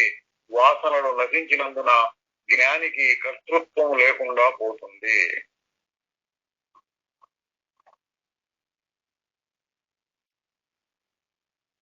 వాసనలు నశించినందున జ్ఞానికి కర్తృత్వం లేకుండా పోతుంది. నేను చేస్తున్నాను అనేది ఇక్కడ వాసన. అంటే నేను చేస్తున్నాను అనే వాసన అనుకోండి, శరీరం నేననే వాసన, దాని మీద ఆధారపడి వచ్చింది నేను చేస్తున్నాను అన్న వాసన. అది నశించినందున జ్ఞానికి కర్తృత్వం లేకుండా పోతుంది. తత్వజ్ఞాని వాసనలు నశించడం చేత కర్మలను ఆచరిస్తూ ఉన్నప్పటికీ ఫలాన్ని గురించి చింతించకుండా ఉంటాడు. చూడండి, వాసనలు నశించినందువలన కర్మలు ఆచరిస్తూ ఉన్నప్పటికీ ఫలాన్ని గురించి చింతించకుండా ఉంటాడు. ఇది మన ప్రాక్టీస్ లో మనం టెస్ట్ చేసుకోవడానికి ఇది అనమాట. అనుమానంగా ఉంది, జ్వరం వచ్చిందేమో అన్నట్టుగా థర్మామీటర్ పెట్టి చూడ తెలిసిపోతుంది. అట్లా ఇక్కడ నాకు అజ్ఞానంలో ఉన్నానా జ్ఞానంలో ఉన్నానా మనసు ఏ స్థితిలో ఉంది అని తెలుసుకోవడానికి అప్పుడప్పుడు ఇటువంటి గుర్తులు చెప్తుంటారు. ఏం చెప్పాడు? ఫలాన్ని గురించి చింతించకుండా ఉంటాడు, పనులు చేస్తూనే ఉంటాడు. పనులు కూడా చేయకుండా ఆపడం అంటే కుదరదు. నాకు పనులు చేయకుండా శరీరాన్ని అది కూడా కొంతవరకు బిగపట్టుకోగలవు కానీ మనసును బిగపట్టలేవు. కాబట్టి పనులు చేస్తే చేయని, రాగద్వేషం లేకుండా ఉండు. రాగద్వేషం లేకుండా అంటే ఫలాన్ని గురించి ఆలోచించకుండా ఉంటాడు. చేసాం, పని చేయాలి, ఇప్పుడు చేస్తున్నాం, దీనికి ఫలితం ఎప్పుడు వస్తుంది, ఏమో వస్తే వస్తుంది, లేదు లేదు, ఓకే చేసాం అంతే. లీలామాత్రంగా అన్నాడు. లీలామాత్రంగా ఏం తోచలేదు, కాసేపటి తిరిగి వద్దాం అన్నాడు. ఇంకట చల్లగా అట్ట కాసేపు తిరిగి మళ్ళీ ఇంట్లో కూర్చున్నాడు. ఏంటి ప్రయోజనం? ఏం లేదు, కాసేపు కాలం గడిచింది అంతే. వేరే ప్రయోజనం ఏం లేదు. అట్లా తత్వజ్ఞాని పనులు చేస్తూ ఉన్నప్పటికీ ఫలాన్ని గురించి చింతించాడు. ఎందుకు తిరిగి వచ్చావు? ఏం ఫలితం ఏం లేదు, ఊరికే తిరిగి వచ్చాను, కాళ్ళు ఇంట్లో కూర్చుంటే బిగేసిన, ఏం దోతగా అట్లా తిరిగి వచ్చాను. ఏం ఫలితం వచ్చింది? ఫలితం నేను ఎక్స్పెక్ట్ చేయలేదు, నాకేం రాలేదు. అట్లా మన ఫలితాన్ని గురించి ఆలోచించకుండా ఉంటే నేను కర్తను అనే భావం తగ్గినట్లు గుర్తు. నేను కర్త అన్న భావంతో చేస్తున్నానా, అకర్త అన్న భావంతో చేస్తున్నానా, చాలా కష్టం. బయట వాళ్ళకి కనపడదు, తనకే తెలియాలి లోపల లోపల. అకర్త అన్న భావం గట్టిపడిన వాడు ఎట్లా ఉంటాడంటే ఈ గుర్తు ఒకటి చెప్పాడండి. ఏంటి? ఫలాన్ని గురించి చింతించకుండా ఉంటాడు. భగవద్గీతలో ఎక్కువగా చెప్తుంటారు, నిష్కామ కర్మ. ఫలాన్ని గురించి ఆలోచించకుండా నీ కర్మ చేయి. సంగం చెక్వ, సంగమును వదిలేసి ఫలాన్ని కోరకుండా అది చేస్తూ ఉంటే నువ్వు అకర్త అనే జ్ఞానం నీకు కలిగినట్టు గుర్తు. నాకు ఫలితం వద్దు అని భగవద్గీతలో చెప్పారంటే ఫలితాన్ని కోరకుండా కర్మ చేయాలి అంటే అదొక బలవంతంగా చేయడం మొదలు పెడితే అది కూడా పనికిరాదు. భగవద్గీతలో ఎందుకు చెప్పాడు? ముందు ఆత్మజ్ఞానాన్ని చెప్పి తర్వాత ఆత్మజ్ఞానాన్ని కర్మకు ఎలా జోడించాలి అనేది చెప్పాడు. ఆత్మజ్ఞానం కలిగిన తర్వాత అకర్త భావం వచ్చి పనులు చేస్తున్నావు సరే ఫలితాన్ని కోరకుండా ఉంటాడు. ఆత్మకి ఏం అవసరం లేదు అని తెలిసింది కాబట్టి ఫలాన్ని కోరకుండా ఉండగలడు. అట్లా కాకుండా ఊరికి చాలా మంది చెప్తూ ఉంటారు, ఉపన్యాసాల్లో కూడా చెప్తూ ఉంటారు, రాజకీయ నాయకులు కూడా చెప్తుంటారు, ఫలాభిసంతి లేకుండా పని చేయాలి, నిష్కామ కర్మ చేయాలి. అది ఎట్లా కుదురుతుందంటే ఆత్మజ్ఞానం వల్లనే. నేను అకర్తను, నాకు ఈ ప్రపంచంలో దేంతోనూ సంబంధం లేదు, అవసరము లేదు అని తెలిస్తే అప్పుడు నిష్కామ కర్మ కుదురుతుంది. సరే, ఆసక్తి లేకుండా శరీరంతో ఏవో కొన్ని పనులు చేస్తూ ఉంటాడు. ఇలా చెప్పాను, లీలా మాత్రం అంటే ఆసక్తి లేకుండా పనులు చేస్తూ ఉంటాడు. ఏ తోత్ర కూర్చొని కాళ్ళు పట్టేది కూర్చున్నారు, కళ్ళు మూసుకు కూర్చున్నాడు. కాసేపు కళ్ళు మూసుకొని కళ్ళు ఏదో బిగబెట్టినట్టు అనిపించింది, తెరిచాడు. కాసేపు చూడంగానే మళ్ళీ మూసుకుంటాయి. కాసేపు అటు ఇటు తిరిగినాక నిద్ర వస్తుంది, పడుకుంటాడు. మళ్ళీ ఎక్కువసేపు పడుకోలేదు, మళ్ళీ లేవాలనిపిస్తే లేస్తుంటాడు. అవన్నీ ప్రకృతి సిద్ధంగా జరుగుతూ ఉంటాయి. అట్లాగే జ్ఞాని కూడా ప్రకృతి సిద్ధంగా జరిగే వాడిని ఆ పనులు ఈ పనులు చేస్తూ ఉన్నప్పటికీ ఫలాన్ని కోరటం లేదు కాబట్టి అకర్తే. ఆసక్తి లేకుండా శరీరంతో ఏవో కొన్ని పనులు చేస్తుంటాడు అన్నమాట. ఎందుకు వాడారంటే ఈ భాష ఏదో ఒకటి చెప్పడం కోసం చెప్పాల్సి. చేస్తుంటాడు అంటే నిజంగా చేస్తాడా? కాదు, అకర్త అని చెప్పారు, చేయడు, చేస్తున్నట్టు అనిపిస్తుంది అనమాట. దానికి ఫలం కలిగినప్పుడు దాన్ని కూడా ఆత్మగానే భావిస్తూ ఉంటాడు. ఫలం కలిగినప్పుడు మనకి ఏదో లేదనుకో, మనకి చేసిన పనికి ఫలితం వచ్చింది. ఫలితం అంటే ఇప్పుడు మంచి ఫలితం బాగా అనుభవించాడనే కాదు, ఒక్కోసారి దానివల్ల బాధ కలగచ్చు, బాధ కలిగే ఫలితం వస్తుంది, ఒక్కోసారి సుఖపడే ఫలితం వస్తుంది. ఏది వచ్చినా సరే అది కూడా ఆత్మగానే భావిస్తాట. అంటే నాలోనే వస్తుంది ఈ చలనం, సుఖం అనేటువంటి చలనం వచ్చింది, దుఃఖం అనే చలనం వచ్చింది, కలలో వలె. అట్లా భావించినందువలన కర్మలోనే మనస్సంతా మునిగిపోయిన స్థితి ఉండదు. అది ఆత్మల గురించి భావిస్తుంటే ఏం జరుగుతుందంటే మన కర్మలోనే మనస్సంతా మునిగిపోయిన పరిస్థితి ఉండదు. ఆత్మజ్ఞానం కలిగిన వాడు ప్రపంచ వ్యవహారాన్ని ఎట్లా చేస్తాడు అని సమస్య అందరికి వస్తుంది, కాస్త అర్థమైన వాళ్ళందరికీ.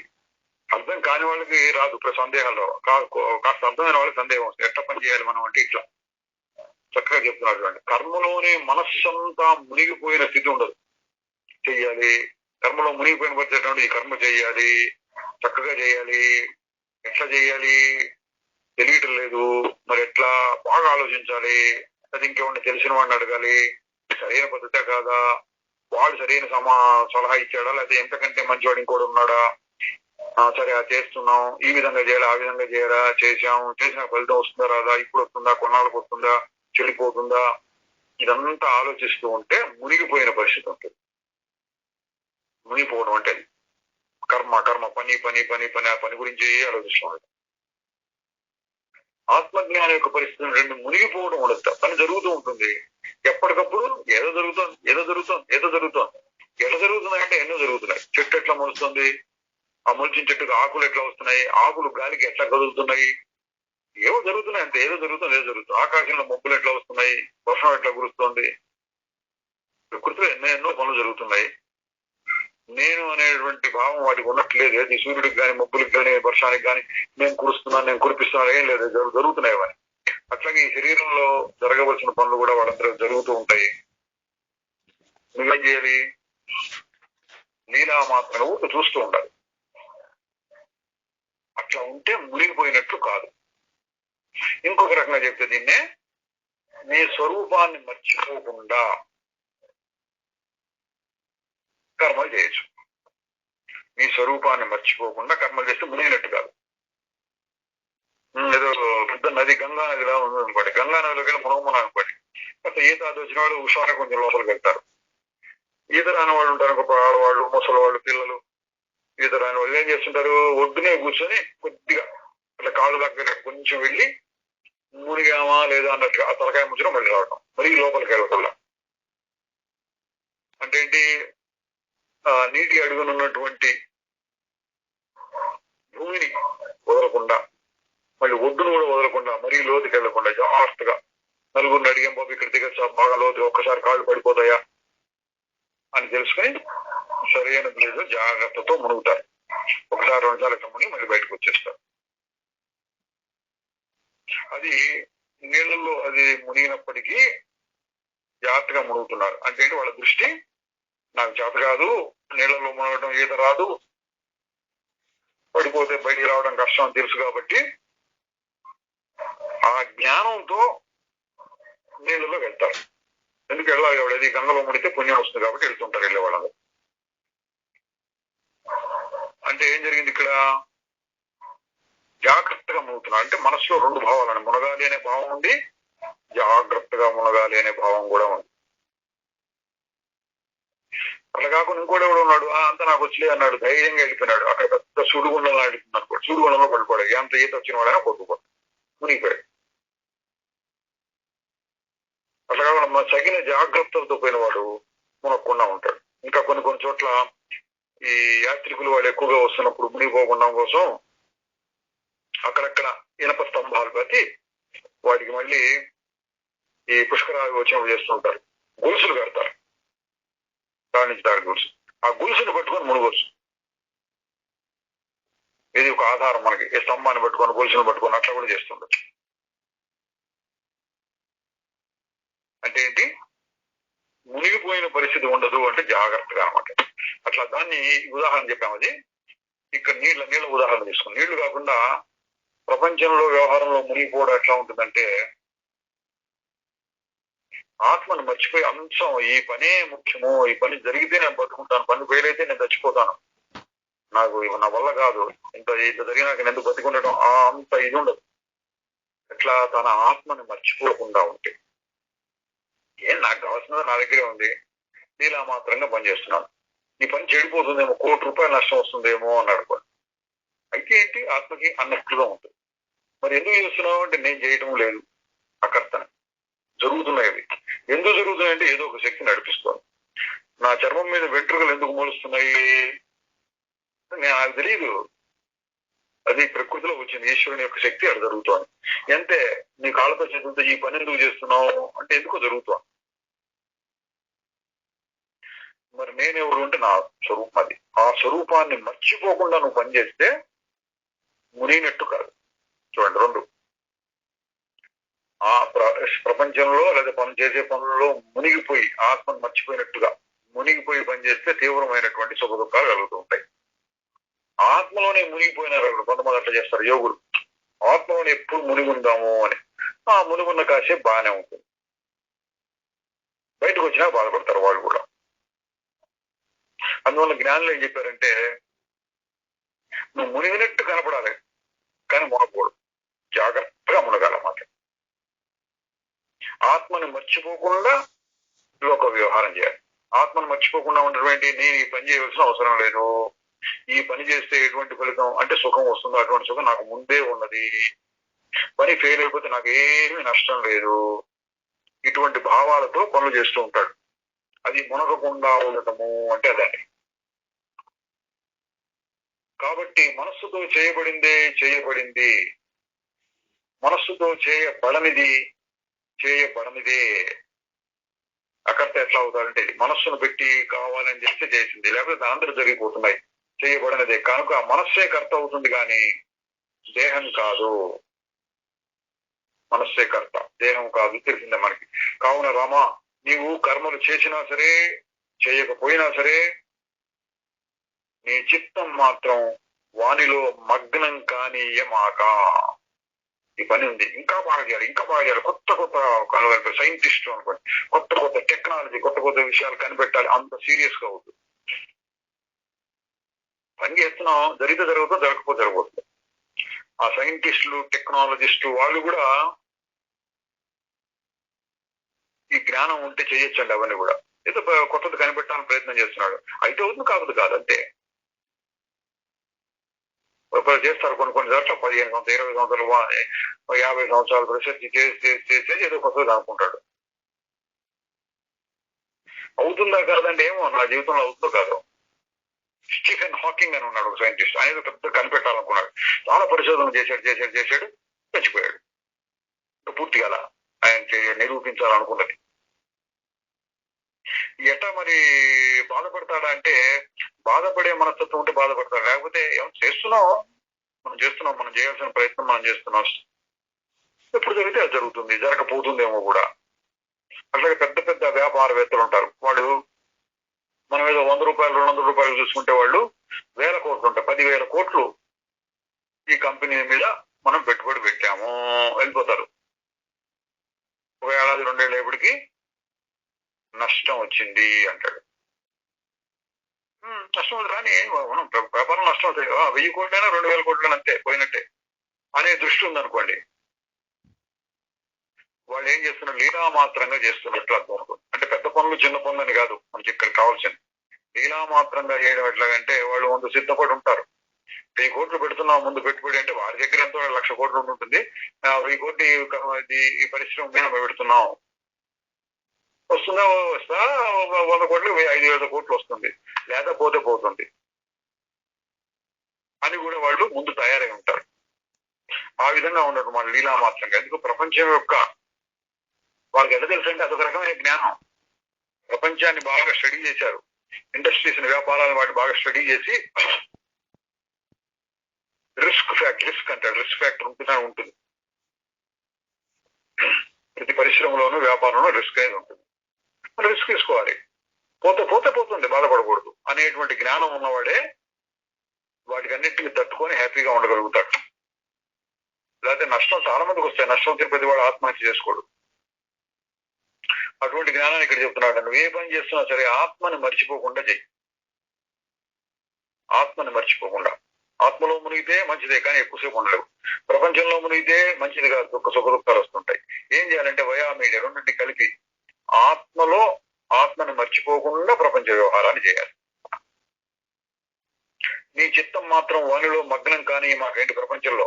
ఎందుకంటే ఆత్మ కాక మరి ఏ ఇతర వస్తువు సత్యం కాదు. ఎట్లా ఉండదు కానీ మునగకుండా ఎట్లా ఉండగలను ఇంత పెద్ద పని పెట్టుకుంటే అంటే? దానికి జ్ఞానం కావాలి. బ్యాక్గ్రౌండ్ లో జ్ఞానం. ఏం జ్ఞానం? ఇది ఆత్మ తప్ప మరే ఇతర వస్తువు సత్యం కాదు. కాబట్టి వాటి మీద నువ్వు ఎక్కువ శ్రద్ధ పెట్టమాట. ఇక నీ చిత్తం దేని మీద ఆసక్తి పెట్టాలి, దేన్ని పొందాలి.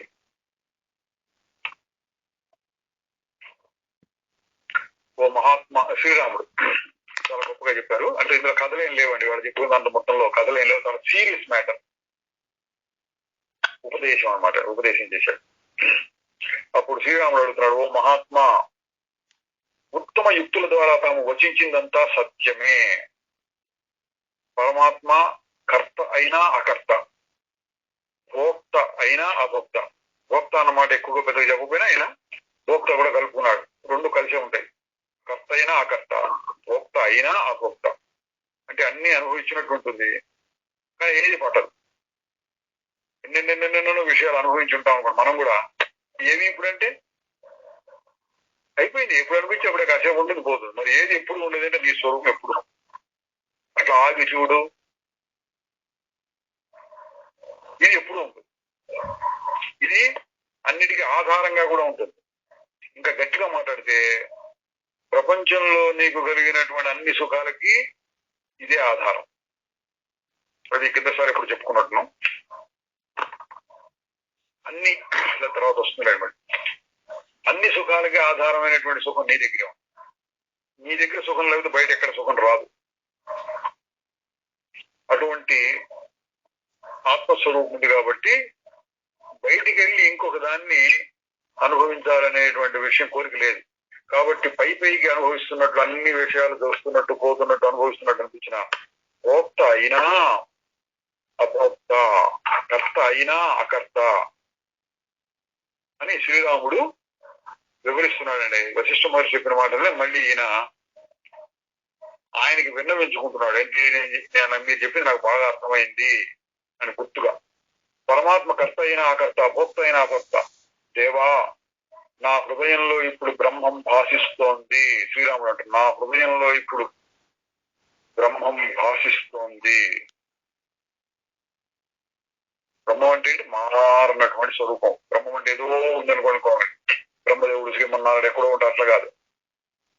బ్రహ్మం అంటే మారని స్వరూపం అనుకోండి. ఆ మారని స్వరూపం నా హృదయంలో భాషిస్తుందంటే నిశ్చలంగా ఉన్నాను, హాయిగా ఉన్నాను. ఎండాకాలంలో వేడెక్కిన పర్వతాన్ని వర్షధారలాగా ఉదాహరణ. ఎండాకాలంలో వేడెక్కిన పర్వతాన్ని బాగా వేడి, ఒక్కసారి వర్షం వస్తే ఎట్లా ఉంటుంది అట్లా వేడెక్కిన పర్వతాన్ని వర్షంలాగా నీ వచనాలు నన్ను దుఃఖరహితుణ్ణి చేస్తున్నాయి. మీరు చెప్పినటువంటి విషయాల వల్ల పాపం జగత్తులో అడి తిరిగి కొట్టుకొని వేడెక్కినటువంటి నా బుర్ర ఇప్పుడు చల్లబడింది. వశిష్ఠుడు చెప్తున్నాడు, ఓ రామ, మరొక్క మారు శాస్త్ర తాత్పర్యాన్ని చెబుతాను విను. ఎందుకంటే మనలాంటి వాళ్ళ కోసం, అంటే శ్రీరాముడి కోసం కాదు, కథా సందర్భం మళ్ళీ మళ్ళీ మళ్ళీ మళ్ళీ వినాల్సి వస్తుంది చాలా మందికి. 100 మంది అనుకోవచ్చు. మళ్ళీ మళ్ళీ వినాలి, మళ్ళీ మళ్ళీ ఆలోచించాలి, మళ్ళీ మళ్ళీ ధ్యానం చేయాలి. శ్రవణం, మనన, నిధ్యాసనం. ఇట్లా మళ్ళీ మళ్ళీ ఏదో చెప్తున్నారైతే మననం కిందికి వస్తుంది. శ్రవణం, మననం కూడా జరిగిపోతుంది పుస్తకాన్ని చదువుతుంటే. అందుకని మళ్ళీ అదే విషయాన్ని అదే మాటలతో చెప్తే మళ్ళీ మనకి విసుగు వస్తుందని మాటలు మార్చి ఇంకొక రకంగా ఇప్పుడు ఏం చెప్తున్నాడు, సారాంశాన్ని చెప్తాను విను అన్నారు. మళ్ళీ ఒకసారి అవే వస్తాయి మాటలు. ప్రకరణం కూడా అయిపోతుంది. ఇదేంటి మనది స్థితి ప్రకరణం, మూడో ప్రకరణం, 4వ తేదీ. ఈ స్థితి ప్రకరణం అయిపోతున్నది. కానీ ప్రకరణం యొక్క సారాంశం, ఓ రామ, మరొక్క మారు శాస్త్ర తాత్పర్యాన్ని చెప్తాను విను. వాసనలచే బద్ధుడైన వాడే బద్ధుడు చెప్తున్నాడు. బద్ధుడు శరీరం చేత కాదు, శరీరాన్ని ఎవడో కట్టేస్తే కూడా బంధం కాదు, శరీరాన్ని తీసుకెళ్లి జైల్లో పెడితే కూడా కాదు. వాసనల చేత అంటే మనస్సు సృష్టిస్తుంది. ఇది ఇట్లా, ఇది ఇట్లా, ఇది ఇట్లా, ఇది ఇట్లా ఉండాలి, ఇట్లా ఉండాలి, అట్లా ఉండలేదు, అదే బంధం. వాసనాక్షయమే మోక్షం.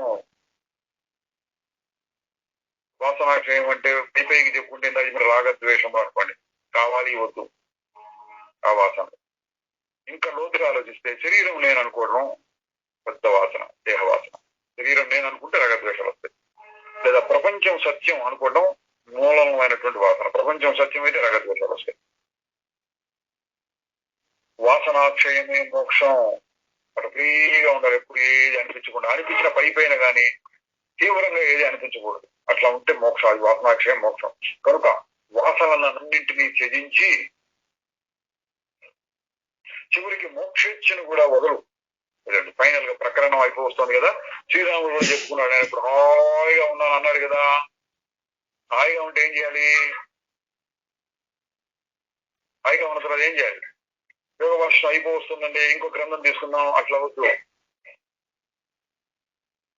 ఇప్పటిదాకా బాగా అర్థమైంది కానీ ఇంకా నేను సమాధి స్థితి ఏం చేస్తాను, అట్లా వద్దు. నువ్వు హాయిగా ఉంటే ఇంకేం చేయక్కర్లేదని చెప్తున్నాడండి. వాసనలన్నింటినీ త్యజించి చివరికి మోక్షేచ్ఛను కూడా వదలు. ఎప్పుడు? మోక్షం వచ్చిన తర్వాత అన్నమాట. మోక్షం అంటే ఏంటి? మోక్షం అంటే ఏదో అనుకోదు, ఎప్పుడు హాయిగా ఉండడం మోక్షం అని పెట్టుకోండి. ఆ స్థితి నీకు వస్తే కోరవలసిన పనే ఉంది. కోరిక దానంతటి పోతుంది. ఏదో చేయాలని, ప్రపంచంలో ఏదో చేయాలని కోరికపోయినట్టుగా ఆత్మ కోసం ఏదో చేయాలి అన్న దృష్టి కూడా పోతుంది. ఏం చేయక్కర్లా, ఎప్పుడు ఉంటుంది అది. అందుకని చివరిలో దాన్ని కూడా వదలన్నారు, మోక్ష ఇచ్చని కూడా వదలు. ఇదండి వేదాంతంలో ఉన్నటువంటి ఒక ప్రత్యేకత. ఏంటంటే ఇది అక్కడక్కడ వస్తూ ఉంటుంది. దాన్ని కూడా వదలు. చివరికి అన్నింటినీ వదలు. ఎందుకు? ఆత్మస్వరూపాన్ని తయారు చేయడం కాదు, ఆత్మస్వరూపాన్ని కప్పుతున్నటువంటివి, చుట్టూ కమ్మినటువంటి వాటిని తొలగించుకోవడమే ఆత్మజ్ఞానం అంటే. ఆ తొలగించుకోవడం కోసం ఎన్నెన్నో అవి ఇవి చెప్తున్నాం. ఆత్మస్వరూపం స్పష్టంగా తెలిసినప్పుడు చేయాల్సింది ఏం లేదు. అందుకని అన్నిటిని వదిలేసేట ఓరకం. మోక్షిచ్చని కూడా వదలు. ఏ ఇతర శాస్త్రంలో ఉండదండి. నీ డ్యూటీ ఇది నువ్వు చేయాలి, ఎంతకాలం చేస్తూనే ఉండాలి. నాకు చేత కావట్లేదు అంటే చేత కాని పరిస్థితి మానేసుకో. యజ్ఞం చేసేవాళ్ళు యజ్ఞాలు సంధ్యావందనం మనం, లేదా దేవుడి రోజు పూజలు చేయడం మనం, లేదా పారాయణ చేస్తూ ఉంటారు. ఇట్లాంటివన్నీ ఎంతకాలము అంటే చేస్తూనే ఉంటారు. అట్లా చెప్పారు వాటి. వేదాంతంలో ఎంతవరకు అంటే నీ మనస్సు పైన, ఇది శ్రీరాముడు చెప్పాడు, ఎండాకాలంలో బాగా వేడెక్కిన పర్వతం వర్షం కురవగానే ఎట్లా చల్లబడుతుందో అట్లా నీ మనస్సు చల్లనైపోతే ఇది చేయాల్సిందే లేదు. అన్ని కోరికలను వదులు, మోక్షిచ్చని కూడా వదలు, శ్రవణం మననం నిధిధ్యాస వాటిని కూడా వదలు. ఏం లేదు, ఊరకుండా అంతే చివరికి. ఇట్లా ఈ స్థితి వస్తే గానీ నీకు పరిపూర్ణమైన స్వాతంత్ర్యం లేదు. దీని మీద నేను ఆధారపడతాను, ఈ పుస్తకం మీద, ఈ గురువు మీద, ఈ సత్సంగం మీద, ఈ ధ్యానం మీద నేను ఆధారపడుతున్నాను, రోజు అది నాకు కావాలి అని నువ్వు కనుక నువ్వు అనుకునేటట్లయితే ఇంకా పూర్తి స్వాతంత్రం రాలేదు. పూర్తి స్వాతంత్రం ఎట్లా అవుతాడు? నాకు ఏమి అక్కర్లేదు. ఏమి అన్నప్పుడు పరమార్థ విచారణ కూడా అక్కర్లేదని అర్థం వస్తుంది అందులో. అటువంటి స్థితిని పొందు అన్నాడు. అయితే ఇక్కడ జాగ్రత్తగా అర్థం చేసుకోవాలి. శ్రీరామచంద్రుడు చెప్పిన మాట ఏ సందర్భం? నా మనసు చల్లనైపోయింది, నాకు ఏ దుఃఖం లేదని చెప్పాడు కాబట్టి అటువంటి స్థితిలో చెప్పిన మాట. అది చూసుకోవాలని, ఇది ఎవరికి వాళ్ళు చూసుకోవాలి. నాకు హాయిగా ఉంటుంది, నేను ఎప్పుడైనా చెయ్యాలా అని అడిగితే ఏమీ చెయ్యక్కర్లేదు అని చెప్తాం. నాకు కొంచెం మళ్ళీ మనసు కొంచెం అటు ఇటు కదులుతున్నట్టు అనిపిస్తుంది, చేయండి, ఏదో ఒకటి చేయండి. నా మనసు ఏం కదలట్లేదు, ఏ పని చేస్తున్నా నిశ్చలంగా ఉంది, నాకు ఈ పుస్తకాన్ని చదవాలని కూడా అనిపించట్లేదు, మీరు చదువుతుంటే వినాలని కూడా అనిపించట్లేదు, చాలా సంతోషం అనిపించి మానేయండి. అది చూసుకోవాలి. ఇది లేకపోయినా దీని మీద ఆధారపడకుండా నేను హాయిగా ఉండగలను అన్నప్పుడు దేన్నైనా వదిలేసి అన్నింటినీ వదలమని చెప్తున్నారు చివరి మాట అన్నమాట. దృశ్య విషయాల చేత నిండి ఉన్న రాజసిక తామసిక వాసనలను మొట్టమొదట వదిలి వాటి స్థానంలో మైత్రి మొదలైన శుభవాసనలను గ్రహించు. ప్రాసెస్ చెప్తున్నాడు. మొట్టమొదటి జత చేసి అంటే మొట్టమొదట్లో ఈ చిత్తంలో చాలా అశుభవాసనలు ఉంటాయి, రాగద్వేషాలతో కూడినటువంటి. వాటి స్థానంలో మంచి వాసనను పెట్టుకో. మంచి వాసనలైన మైత్రి మొదలైనవి అన్నాడు. మైత్రి అంటే మైత్రి, అందరితో మిత్రత్వం, అందరూ నా స్నేహితులు అన్నట్టు. అందరూ నా స్నేహితులు అంటే ఎవరికి ఏది జరిగినా కూడా నాకే వచ్చినట్టు వాడి కష్టపుటాలు మనం పంచుకోవడం, ఇది అది మంచి లక్షణం. ఇది పెట్టుకో. అంటే ఏం చేస్తుంది? శరీరమే నేను, నాకే కావాలన్న భావన కాకుండా నలుగురితో మైత్రితో ఉంటే ఇక్కడ ఉన్నటువంటి అహంకారం, స్వార్థం తగ్గుతుంది.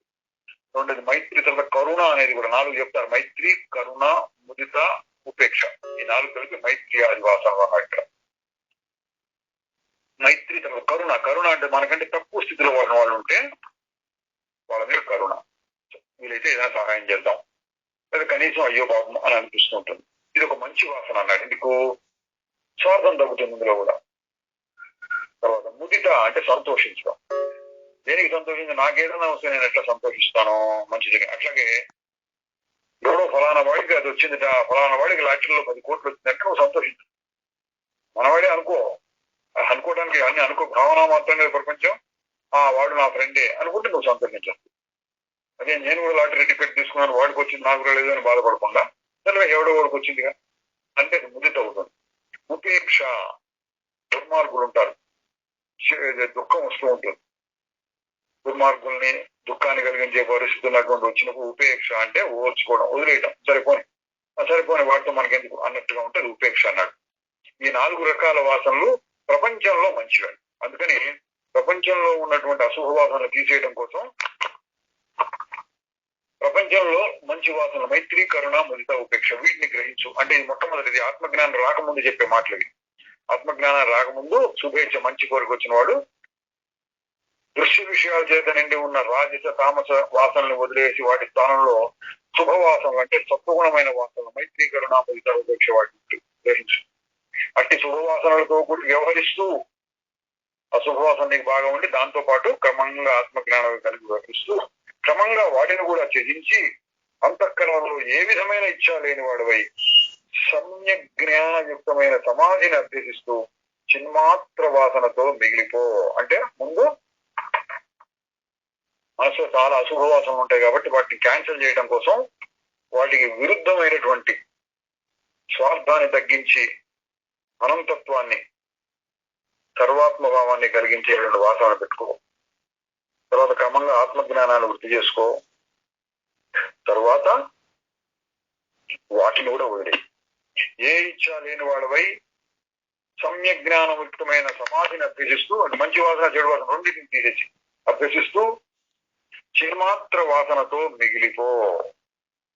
చిన్మాత్ర వాసనతో మిగిలిపో. చూడండి, చిన్మాత్ర వాసన, ఇది కూడా వాసనే కదా అంటే వాసనే అనుకోండి.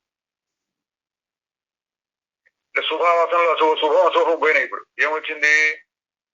మైత్రి, కరుణ, ముదిత, ఉపేక్ష అవి కూడా పోయి చిన్మాత్ర వాసన.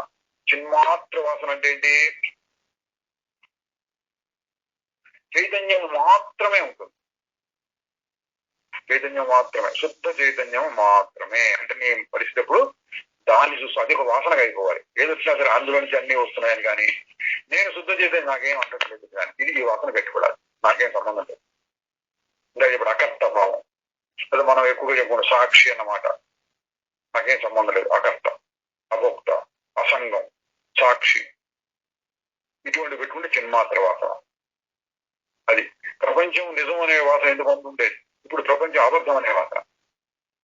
నేను శరీరం అనే వాసన ఇంతకు ముందు ఉంది, ఇప్పుడు దాని ప్లేస్ లో చైతన్యం నేను, శుద్ధ చైతన్యం నేను. శరీరం నేను ఎప్పుడైనా ఒకసారి నాకు ఆత్మ ధ్యానం చేస్తున్నప్పుడు ఆత్మస్థితి కొంచెం అనుభవానికి వస్తుందండి అంటే ఒకటైతే, ఇంకో రకంగా చెప్తే ఎట్లా ఉంటుంది? శుద్ధ చైతన్యం నేను ఎప్పుడైనా ఒకసారి శరీరం మీదకి మనస్సు వస్తుంది. ఇది చిన్మాత్ర వాసన అంటే ఎట్లా ఉంటుంది? అది నేను అనేటువంటి గట్టిపడింది, ఈ శరీరం నేను అనేటువంటిది బలహీన పడింది. అందువల్ల దేహ వాసన బాగా తగ్గిపోయిన పరిస్థితి అన్నమాట. మళ్ళీ ఒకసారి చెప్తున్నాను, దేహం గట్టిగా ఉన్నప్పుడు ఎప్పుడైనా ఒకసారి నాకు ఆత్మస్వరూపం కనపడుతుందండి విచారణ చేస్తుంటే అనిపిస్తుంది. అట్లాగే ఈ చిన్మాత్ర వాసన గట్టిపడ్డప్పుడు ఎప్పుడైనా ఒకసారి దేహం మీదకి అట్లా వచ్చి ఆ చిన్న చిన్న కోరికలు అట్లాంటివి వస్తున్నాయి. కానీ ముఖ్యంగా నా మనస్సు అంతా శుద్ధ చైతన్యం అంటే మారని స్వరూపం ఆత్మానందం లోపలే ఉంటుంది. ఇది చిన్మాత్ర వాసన. దీన్ని అభ్యాసం చేసి తక్కిన వాసన శుభ అశుభ రెండింటిని వదిలేయమన్నారు. తర్వాత ఎట్లా ఉంటామంటే అట్లా ఉండిపోవడం అంటే. ఓం చిదానంద రూప శివోహం శివోహం చిదానంద చిదాకాశరూప